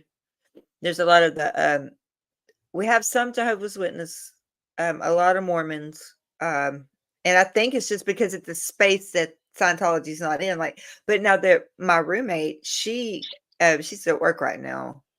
I would ask her exactly what it is, and I've been trying to get her to come on for an interview, but I've always got her. I'm her boss. I've always got her working. I can't ever get it on time. But she was raised in a cult called, I think it's the Members, or it's the Brennanites. Hmm. The Brennanites. I'm gonna see if I can pull that up in a minute. The But yeah, Heard of the William Brenham. Oh. And it's like they have to Oh. disconnect from their family if they're not in there with them. So like she doesn't get to talk to her dad. Her mom passed away. She doesn't get to talk to her dad. She doesn't get to talk to now her brother had moved with her dad, and she lived with her mom, and she couldn't talk to her brother until he finally had enough of that shit and got away from it, But we do have them here. They disconnect just like Scientology, and they stand over this man's grave and like he's gonna rise. He's gonna rise. I mean, like it's truly a cult.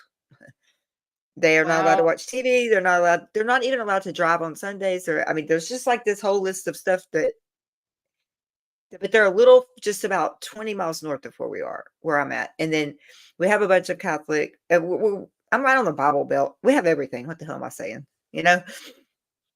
I've So, drove through Texas before, yeah. and I was going to Wisconsin, with my boyfriend at the time. We drove to Wisconsin, and driving through Texas, oh my God, it was like a 15-hour drive just to drive across your So the state. saying goes, the sun is rose and the sun is set, and here I am in Texas yet. Yeah, I remember I fell asleep for like 4 hours, and I remember waking up just seeing this giant cross in the middle of nowhere. It was like probably 50 feet tall, and I'm like, this is so like, because yeah, we don't have that out here. We have our Yeah. own share of weird stuff, but it was like I just right when I woke up, I saw that, and I'm like, holy cow! 'Cause I think there are, yeah, certain parts of Texas that are very, I guess, very religious. And Yeah. there's nothing wrong with that at all. There's nothing wrong with being religious. I just think when you start getting into the fundamentalist That aspect, fundamentalist, I have no respect. I'm sorry. I mean, I know what was done to me in there, and that fundamentalist, I have no respect for that. I mean, yeah, that's kind of, to me, I'm like, man, that's a kind of extreme, but in a yeah, different way than Scientology. pretty bad extreme. And it is interesting how it's like they all have their different extreme, but Right.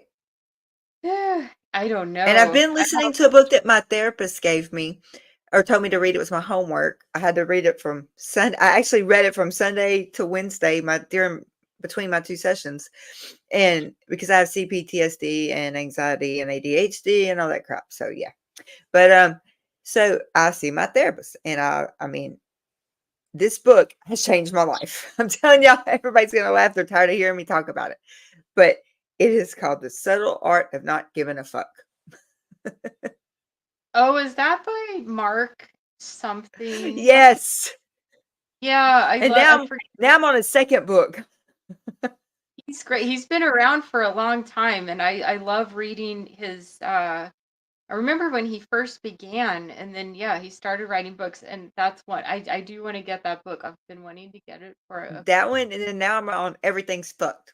That's the second one. What's his I'm last telling you. name? It's Mark. Hang on, I'll give it to you because I got it on my Audible. Man, she gave me I told her, I was like, I'm through with it. She was like, I'm already started on another one. She was like, oh my God. I said, changed my life. It's a Yeah, I very have that one. like Um, Mark. well, come on now. Where's Mark Manson?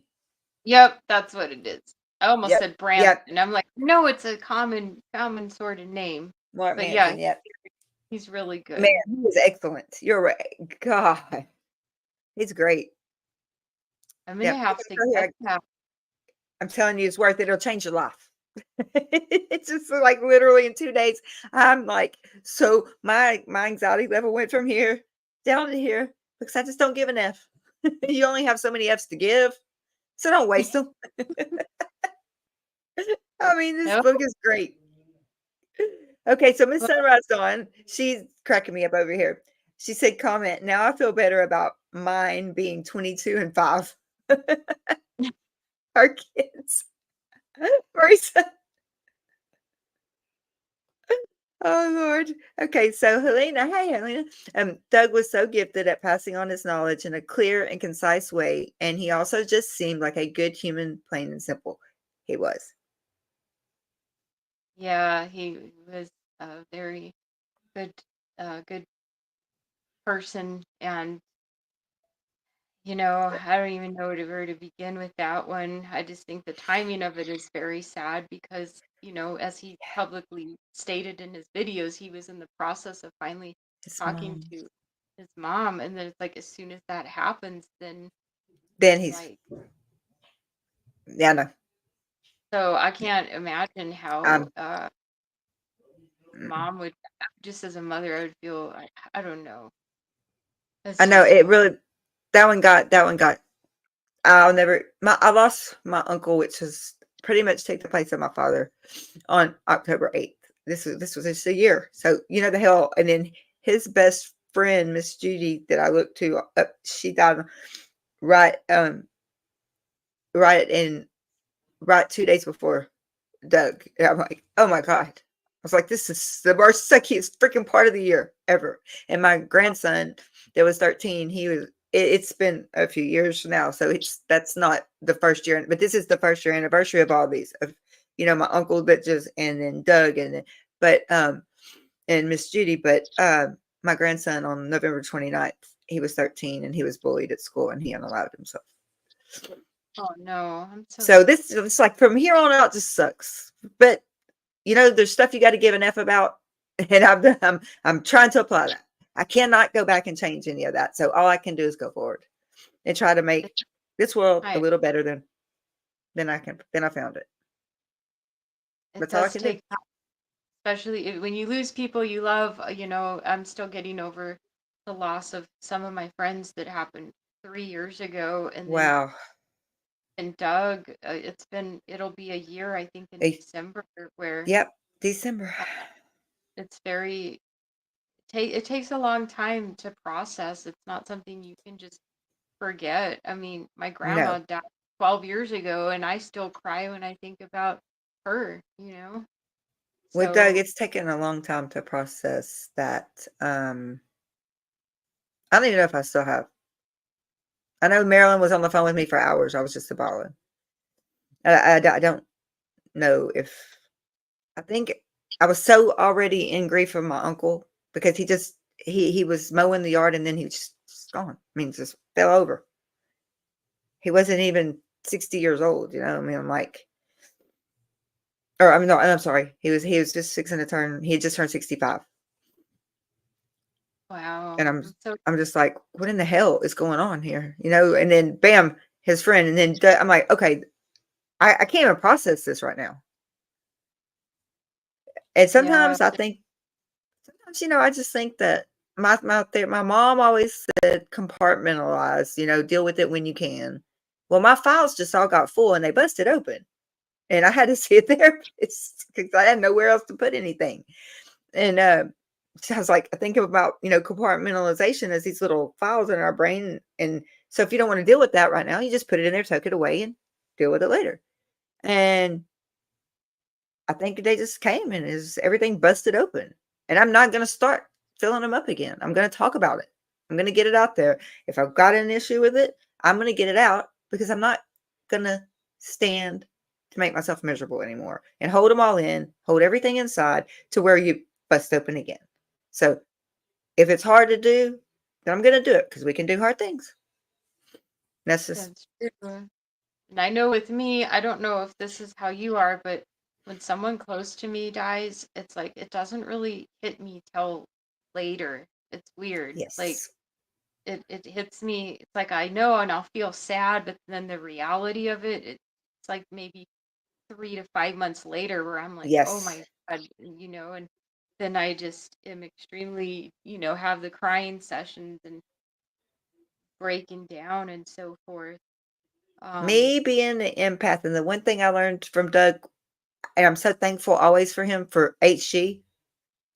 because what Yeah. I've learned from HG, I have applied so many times in my life. Yes, I am an empath. Most of us never are empaths, you know, but I am like, I never knew that's what it was called until I was like, I always knew I was getting in trouble for crying or pitching a fit or being mad when I was younger, but I didn't know for what, because I mean, I didn't really feel that. There was no reason for me to be feeling what I was feeling or being mad at what I was mad at.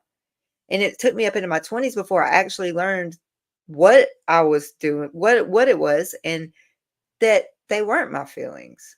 And it's a blessing and a curse trying to figure it all out. Working in psychiatry and in mental health, it's really bad because when you walk into a house full and you have everything in one time, because I don't know how to turn it off. I can't. But there's some people that I can just feel it through their texts.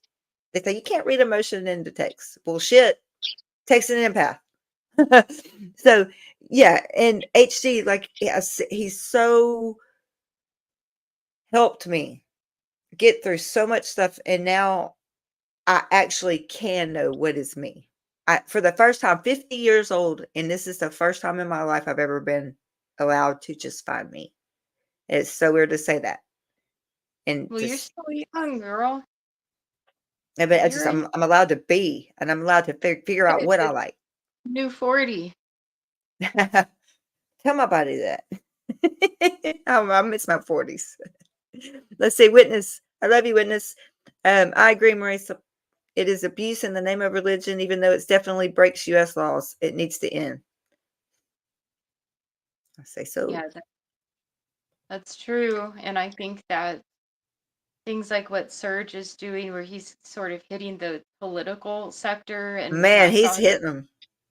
where he was speaking to I think it was the city council, or I don't know if it was the The LAPD. bar association, and Yeah, like he's really out there getting things done. And I wish I yes. could do the same thing. It's just a different environment here in Arizona because our org, I mean, I'm not kidding. There's probably maybe 50 Scientologists in the entire state of Yeah, Arizona. it's not like you're not in the middle of LA or Clearwater. It's too, I mean, you're in the middle. Hey, Indigo, how are you, honey? um, yeah, you're not in the middle of, like, I mean, it took me going to Austin to meet, with all of them, and then it's like, okay, wait a minute. These people just turned around and told me who pays me to hate.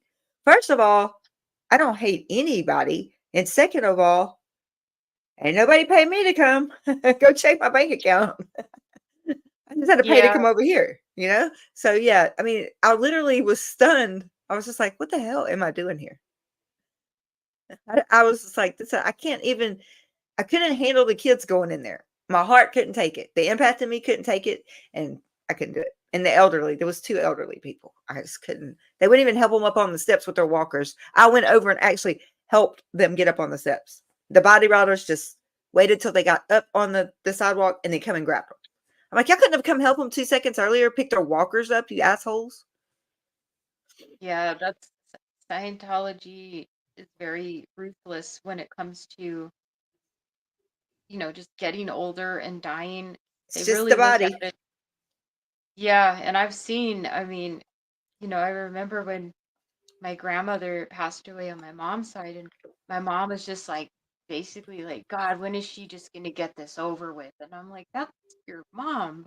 And then when my grandmother died, my mother was like, thank God she finally dropped her body. And it's very like an extremely emotionless process. Scientology looks at death as there's really like zero respect at all. And even Yeah. though L. Ron Hubbard thought he was like a wannabe Buddhist type guy, um, I did get into Buddhism. I would say I did a lot of self-discovery, after when I was 22 and on my own discovering things. But Buddhism and Eastern philosophies have an entirely different perspective on death. It's respected, it's compassionate, it's Yes. honored. Scientology, there's like no honor or compassion or respect for dying at all. I It's think, just is considered it like, because, ruthless? Yes, Stacia. Yes, ruthless describes it perfectly.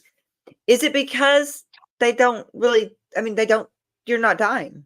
I mean, you're just going to find another body. So there's really nothing to mourn. I think they just look Or at that it would be as an emotion that you would have to deal with if you actually mourned somebody.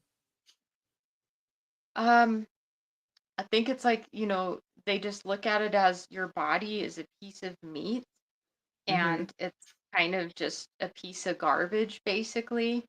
And so when you die, they look at it as big deal. Your body was a piece of garbage anyways. So now you're going off to find another one. And Yeah. you know, whatever you did in the bridge, you're going to come back and sort of like my father, for example, is a past life clear. I'm sure you've heard that term. Oh, yes.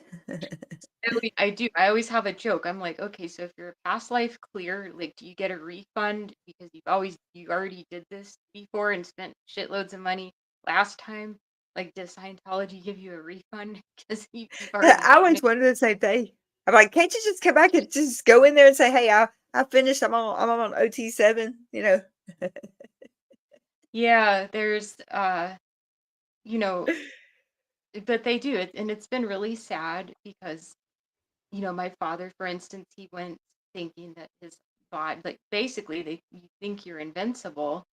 Yeah. And then these people that are hitting their 60s and 70s on up, and they're getting like diabetes and cancer and leukemia. I mean, I've seen just in this last year on my niece's side of the family, two of her, like her grandmother was an OT8. She died of dementia, which Yeah. shouldn't be That's the happening. worst disease in the world. Oh, I've seen it. It's terrible. It is. It's It's the not. worst in the world to me. But to see someone that's an OT8 basically Yeah. not knowing where they are and what's going on, and it is, to me, for me, it's depressing seeing that because I'm like, wow, you just wasted 40 years of your life thinking that this is never going to happen to you, and then it does. And um Yeah. Look it's around, people.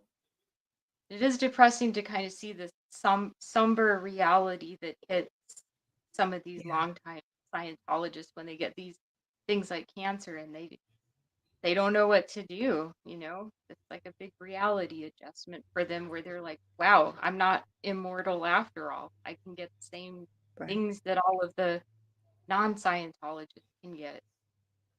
Exactly. And you're not going to get pneumonia if you look at OT3 or say Xenu.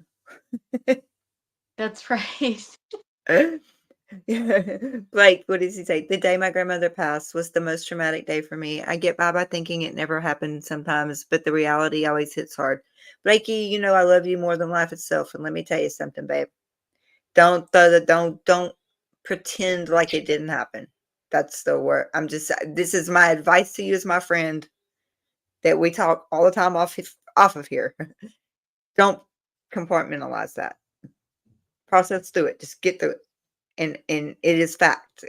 And I don't know how else to say it, and I'm not trying to be ugly because I love you with my whole heart, but don't act like it didn't happen because it's gonna come back and bite you in the butt real hard, and you'll regret that you didn't go through those proper grieving channels that the body and the mind need to go through.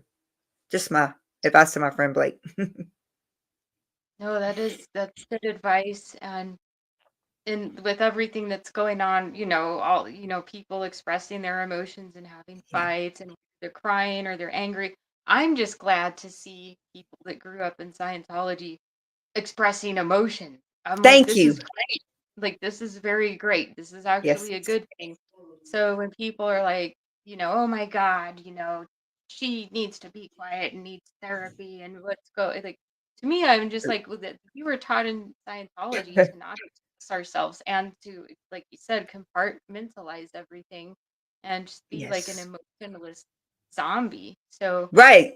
You're showing emotion. Let them show emotion.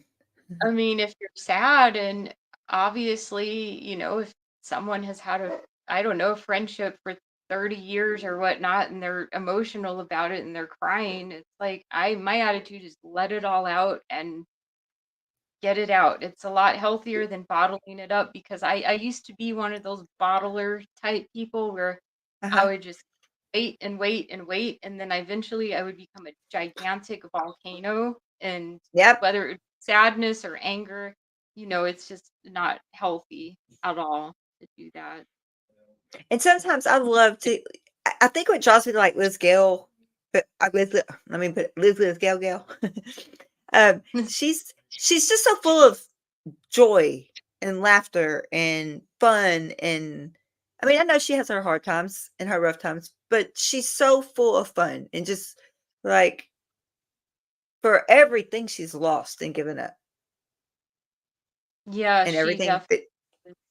I've met her a few times in person, and she is the same way in person. And I tell her, I'm like, man, I wish I could be like you, like just this happy, nice person. But we all have different personalities everybody's too. yeah. No, that's true too. Yeah, but it's nice to see the different personalities and not just this Xenu eyes. I Yep. like the individuality. Oh, Yeah. I missed her. She is already gone. Hamina, one of the mods, she was back here with us. She said, Keila, Marisa, this was a pleasure to watch. I have to go now, but thank you for sharing with us. She lives in Mexico. I love you, Hamina. Bye, Amina. Thank you. Viva Oh, Mexico. No, yep, she lives in Mexico, and I love her dearly. Let's see. Karma Charms Kit. I appreciate Marisa for her directness and dry humor, especially discussing tough topics. Her videos about the child auditing and its negative consequences effects on her as an adult have been eye-opening. I agree. thank you. I do agree. 100%. Y'all are doing some great work. Like you may not be out there like you said, y'all are different levels here. I mean, even Mike Render, and don't kill me for saying that, but even Mike Render is a second gen.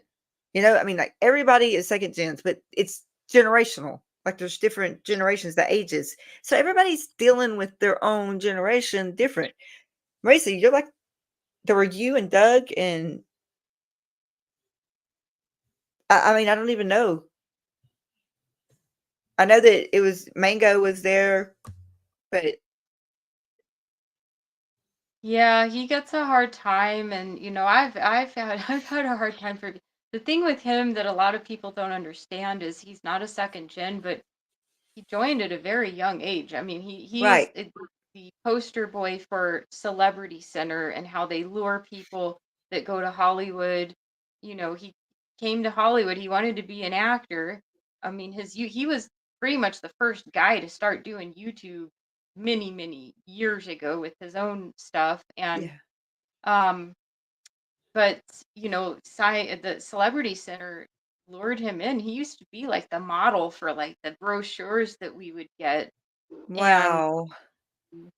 they yeah, they did a lot of stuff to him. And I asked him, to explain to me. He spent a total of like 9 years of his life in that, and he was very young. And so he has a different story that Mhm. I just people don't understand. He's like the Celebrity Center type of story, and some of the But, things that are being done. he's still got a story and he's still got a voice and he still should be heard.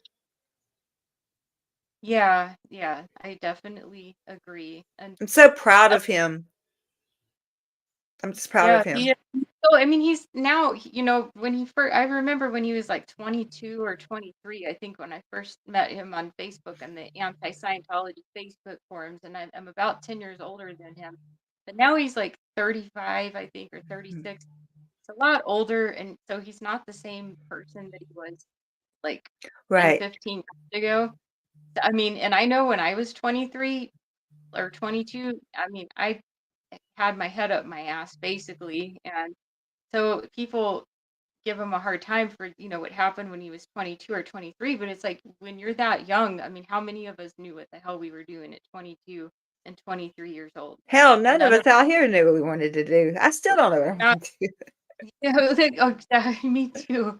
Like we weren't exactly, at 22 and 23 years old, you're not like an officially mature, No. responsible adult that knows what life is about and so forth. So, Yeah. um, Eh, he is, and y'all have done.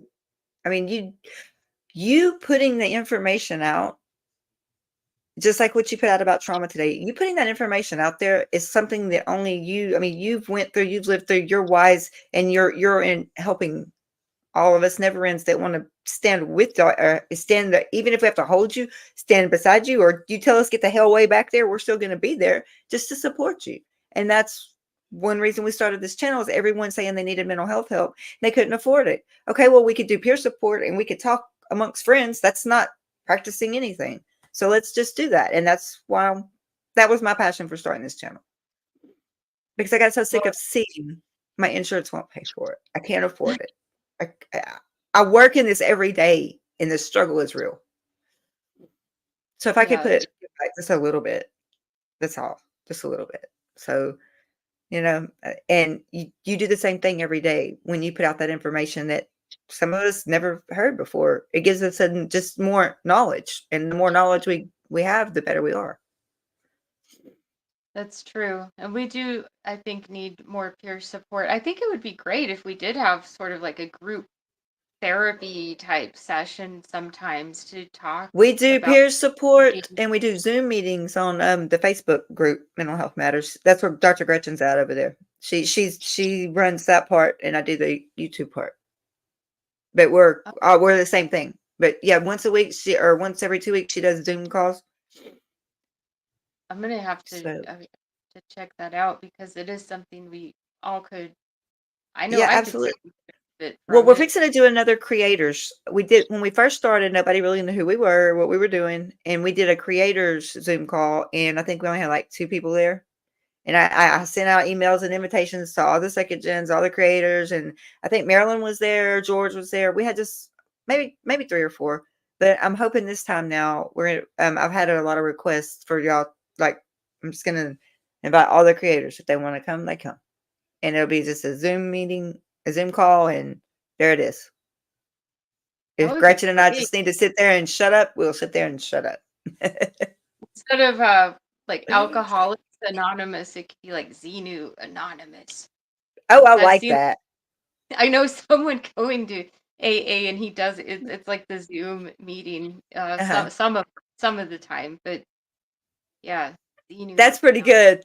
Anonymous. X. Oh my God. Oh, well, I'm gonna have to come up with some merch for that. XA. Yeah, we'll Oh have my to think. God. I should have worn my shirt. I wore my Let Them shirt, but I should have worn my one from Laura. That I made her make. I said I gotta have that, please. I gave her my silver SP bracelet. And I told her I wanted that goldenrod Xenu News. Xenu's crew. That's what it says. Xenu's crew. Oh my gosh, I've seen. Yeah, there's so many weird. I can't Um, even. I have like a bunch of books still that my mom has like tons and tons of Scientology books, and then sometimes she goes to throw them away, and but like the old ones, I keep them. I don't read them, but I just like having them Liz handy. Gale's been using all that. She Yeah, she was she's ordering. the same way. Yeah, she is. Kind of Stasia, like I wonder in 50 years, maybe this will be worth some money and I can give it to my kids. It'll be like that's my right. little my inheritance. I'll There run you go. covered in crap. Let's see, Stasia. Marisa, if you ever want to do your famous impersonation, I'm all for it. Oh my God. Oh, I know what she's talking about. I, Are you talking about the doctor, the famous yes. doctor? No, Uh-huh. I don't know if The I can one that, do that. Yeah, I gotta be in the mood. People don't understand how much like effort that takes. oh my But God. he is kind of a funny dude to make fun. Well, and the reason is I have, he used to be my sister's, even though he's in LA, but he kind of was like the upper management, and so there's like a little bit of personal ties there. So that's the only reason why I do it. And a lot of the things he says are kind of like, I'm like, dude, you shouldn't be giving Meet me advice on like. X. We'll talk. Meet me on X. I'm not going to say it on this channel. If I was on mine, I would say it. Meet me on X. Yeah, I guess I'll leave it nicely at that. But Oh, yeah, yes. maybe other one. I have to be in the mood though. I have to be in just like a weird, quirky mood to I do. can't be drinking tea either. Y'all gotta give me a heads up. It's gonna go going out my nose. So okay, let's see. Marie, my sweetheart. Doug was able to communicate very clearly. Good sense of humor. Yes. He is That very, is yeah, very calm, cool, and it's so collected. smooth. Yeah. And he had a lot of yeah, very interesting stories, and his parents were very advanced up the bridge in the fact that he was that advanced. Yeah, I he had know. a different perspective even for me, but we would exchange stories, and he was very engaged with. I mean, we would stay on the phone sometimes for like 4 to 5 hours, and he was Oh, really into yes. like, well, what did you think about this? And how did this affect you? And honestly, Doug was sort of like my therapist. It was nice to talk to have someone like that to talk to that in depth about things. Kelly and I have talked about that. Kelly, she said she'd be on the phone like 6 hours. I was like, yep, yep, yep. It's, Yeah, there's yeah. there's a couple of people though. I mean, I do know. I don't know if Power Lies to Paralyze is out there Power, where watching. you are you in here? Hang on, let me see. Are you in here, Power? Sure he is. I know he was. I think he was, but he's one of the people that, I think this community needs a few people that are like the really deep thinkers that get into the in-depth stuff. And for me, I guess I've always been of the mindset of like, I don't really want to know about L. Ron Hubbard, and I don't want to know about his life history and what he did. And then the e-meter, I always tell people like, I don't want to know how it works. I don't care how it works, but it Right. is it is needed, like that sector of people that get into that very, very deeply. Um, you know, and it's because it's some deep stuff that goes into this. My mind just kind of shut some of it out though, I think because I was born into it, and it's sort of like I always refer to it as people that were, grew up in the Catholic Church that were like essayed by their priest. I'm sure the last thing they want to do is read about priests and, the Pope and stuff. So it's kind of the same mindset with me where it's like I don't want to read about L. Ron Hubbard and the mechanics of everything of how my mind got messed with. I don't know, I guess maybe I'm different, but that's just how I think about it. But people like him, he gives fascinating information about the e-meter.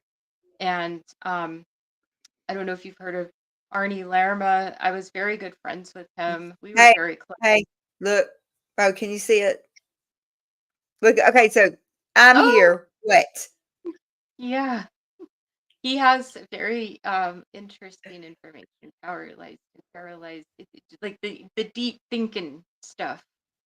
But I have to be in the mood I have to get in that deep thinking mindset to really get into it because it unearths a lot of things that I've been through, and I have to, it's one of those things you have to brace yourself for and be in the right state of mind to go there.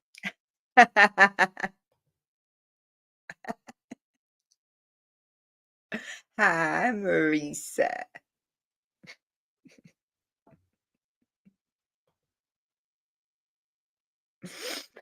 Oh, go back to whatever you were doing.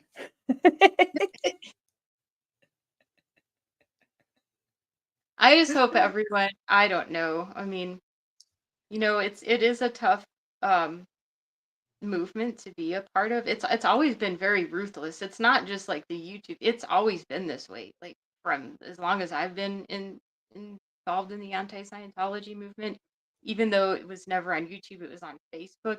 But there has always been like just like the trolls, the people that do things and just very kind of like mean individuals. So it's not an easy movement to be a part of because you will get Especially beat up if you're an mentally. empath. Especially if you're an empath and your feelings are like right out here and you yeah, not a really easy place to be in. I'm like, Marilyn, if you can hang on for 2 more years, you're gonna be like a badass crazy, not crazy, but she's going to be a badass chick that just does not care. And it took me many years to get that way, but yeah, after it takes a lot of years, and you get mentally beat up a lot and manipulated by people and like insulted, and I don't know why that is, but it's just the way that this anti-Scientology movement has always been. I always tell people it's not for the faint of heart. I would say probably 80% of people leave within like the first year, I maybe. made it this far. Good. I've made it past that. Yeah, and most within 3 years are gone, and then the final ones that are still hang around are kind of like the troopers, but it's yeah, you're dealing with people that have been psychologically and mentally abused, and I tell people Yeah. like, "Hey, we're not the Brady Bunch. Like we're not the Hell no, you're Brady not. Code."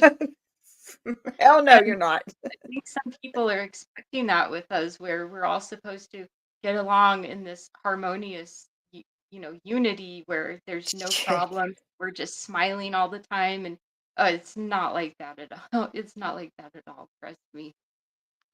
No, that's one thing I was, yeah. Don't think you're going to save anybody. You be here to support them if they need something and get the hell out of their way because you don't want to be in the middle of any of that. Yeah. Oh, Brian's been here for 2 years. He said he's Well, still taking breaks when he needs to. yeah, Okay, so it's let good me, to take. yeah, let's see. Oh, thank you, Mama Marilyn.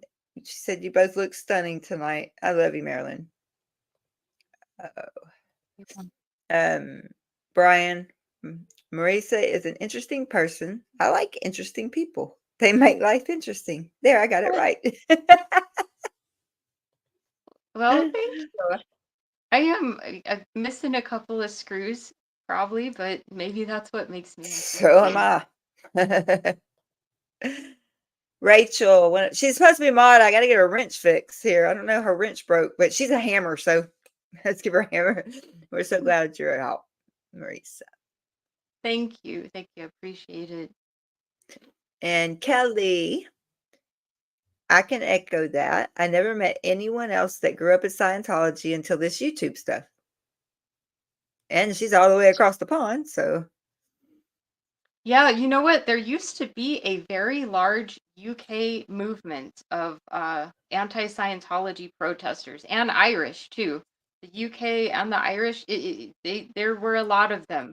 And what happened was the Aftermath show came out, and Leah Remini is really not that famous in the UK and Europe, and America sort of became fixated on the Aftermath show, and all of yeah. the UK and the European longtime activists, they kind of just got sick of it because they're like, everyone's all they care about is Leah Remini, and I understand because I've been friends with a few of them. I'm very good friends with there was one, and I haven't talked to her, but her name is Sam Domingo, and she's Placido Domingo's ex-wife, the Mhm. opera singer, well, Junior, the son. She was Right. a very good friend of mine, and she was a very loud, outspoken, very powerful critic of Scientology.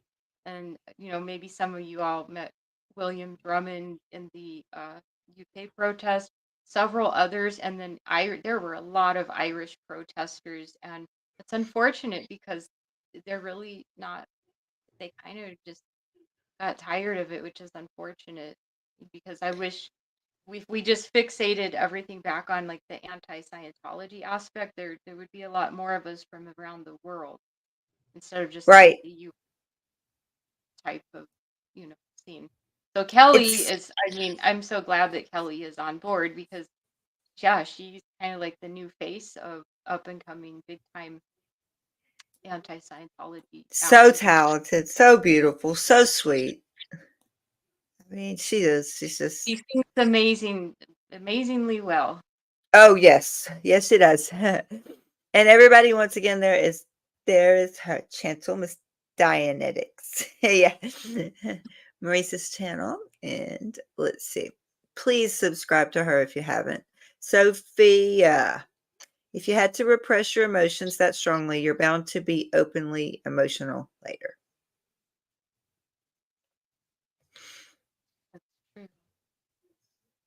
Yeah. Let's see. Guys, I know there's so many about Doug. I'm just gonna put one.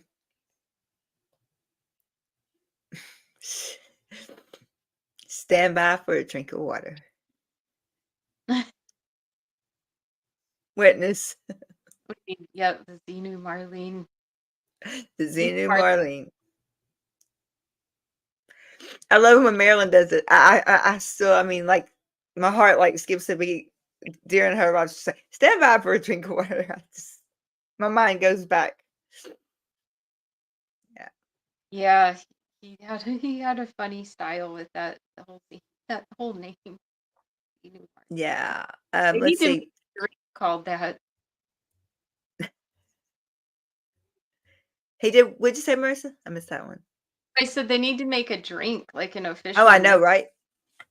Patent it. Patent Xenu it. Marlene. Tampa Bay Man Barbara, it's amazing how many beautiful people have actually left Scientology. Seriously. I agree with that. Yeah. Thank Mr. you. Moon is looking in my window. Wow. So yes, all of you, I agree with everything else saying. I don't think I have the emotional capacity right now. And I've had kept her on here for 2 hours, and she has been very kind to us. So don't want to keep her on here any longer. I am going to ask her. Oh gosh, Brian, I knew somebody was going to bring it up. So okay, so witness says this, Toke, and then Brian says this. That was a Doug and Marcus thing. I knew that was going to happen. Let's see. Oh, thank you, sweetheart. Thank you. Just thank you. And Doc, she says, thank you, Marisa. Dr. Thank Gretchen. you, everyone here that tuned in for this. Haven't done one of these in a while, so I'm Oh, a little. God. What are you saying, Power?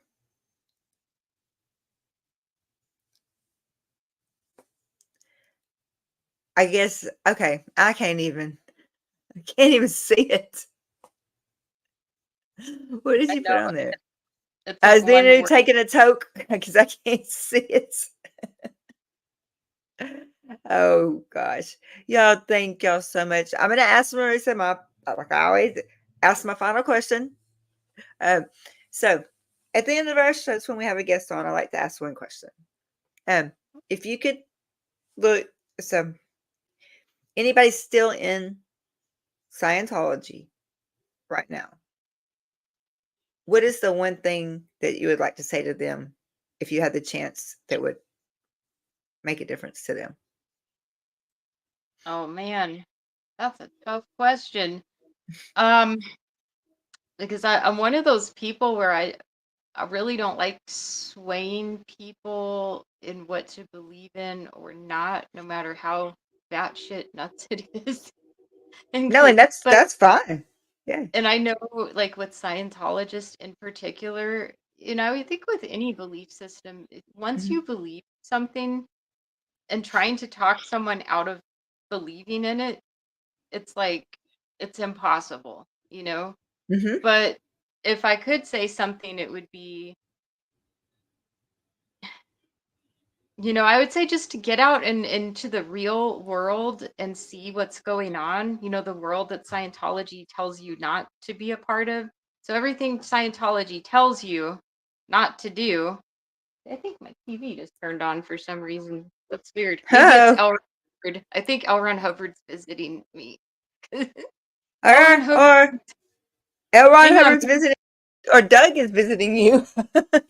Yeah, no, that's so weird. It just turned on. I hope you can't. Can you hear it? It's kind of loud, and No, I'm no, not. no. But I thought like we said his name 3 times. So Doug, Doug, Doug. That's fear zone of all things. It's like fear zone will be Oh back. my gosh. But um, I would say, yeah. So if Scientology tells you not to, that was kind of what helped me because they're Mhm. big on being ethical and like saving the planet and being so confined and not being able to do anything. So I think just whatever Scientology tells you, do the complete opposite of it, and you will be able to experience some sort of freedom. Yeah. I think that's all I can No, I think that's say. perfect. That's perfect though, Marisa, because you're not. I understand where you're coming from. That you don't want to tell anybody what to do or how to believe, but you just give them the guidance to. If they're telling you not to do something, then just look and see why they're not telling you not to do it. Yeah, I think that was really the good whole advice that you gave. yeah, just watch, when they tell you, like, for instance, I remember when the South Park episode came on, and we all it was like this emergency meeting. I think they kind of call it a call to arms. That's what Mhm. we all had to go to the org, and we were all briefed, like, do not watch this show called South Park. And I remember we were told, like, it could have detrimental impacts on us, and like possibly kill us. I'm not exaggerating, but I was a teenager back then, and so the first thing I wanted to do was watch it. So I'm like, "What's this South Park about?" And then when I watched it, I'm like, "This is it. Like, this is the big deal. Like, this is what's gonna." So I would say to people like that, like, whatever Scientology tells you not to do, not to watch, or how they say not to look up Scientology on the internet, I would say do it. Look it up, and you know, free your mind and research, and do don't Yeah, confine your mind and your thoughts to Scientology's instructions. absolutely. Gretchen just said free will and free choice. Yes, I believe, absolutely. yeah. But if somebody could post in the chat so that she can go back and get at that Facebook page link, please. The group. Oh, Um, thank you. Do I want yes, I very welcome. Yes, somebody, one of the mods will get it. Or um, Red's probably gonna have it thrown out here for anybody. We'll see who wins. At least so it's there, and then we'll make sure that I put it in the description too. That so when we get off that way.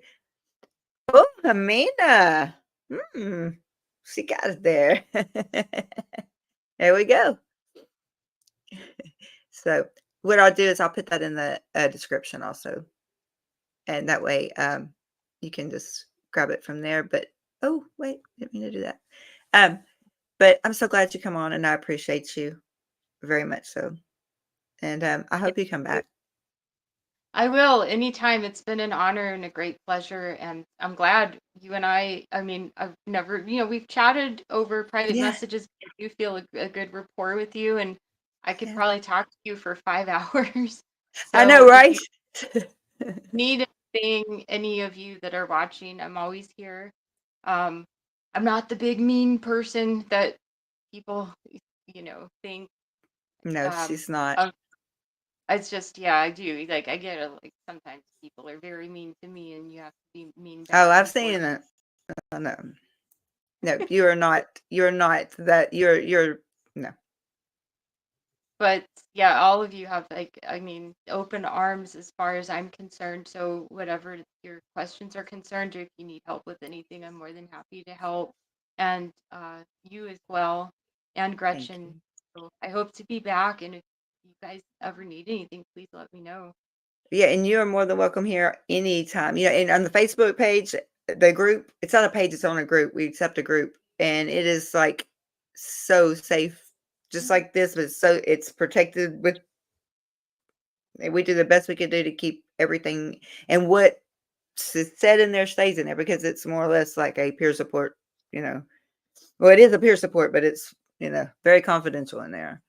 Um, Hamina said, "We know you're not. We don't follow haters." Thank you, Hamina. Thank And you. Tampa Bay. Oh, you're so sweet, Barbara. Keilah's an angel with swollen feet. Yes, I am. Got it. Swollen feet part right. She is Oh, for sure. and stage the haters be hating. We don't hate in here. Free your mind. Dang it. That's right. But All right. Well, I appreciate you. And please, please, I will put that in the description. You can click on it, go to the Facebook page and the group. And that is where Dr. Gretchen, she takes over and does wonders over there. And then we do the Zoom meetings.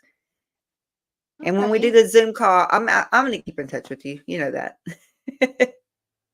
No, I So, do. I plan on staying in touch with you, and I feel like I've yeah. made it with you, for life, Yes. hopefully. So, Yes, um, absolutely. Absolutely. I mean, you got my number. And so, but thank you so much. I do appreciate you. And you have a good evening. you too, all of you Okay. as well. And thank you, Keilah and Dr. Gretchen. Thank you so You're much. welcome. Thank you. Thank you. And let me get you. Let's see. How do I get it? I got to find this. Y'all, I thank y'all all. Thank you, mods, very, very much. I appreciate everybody.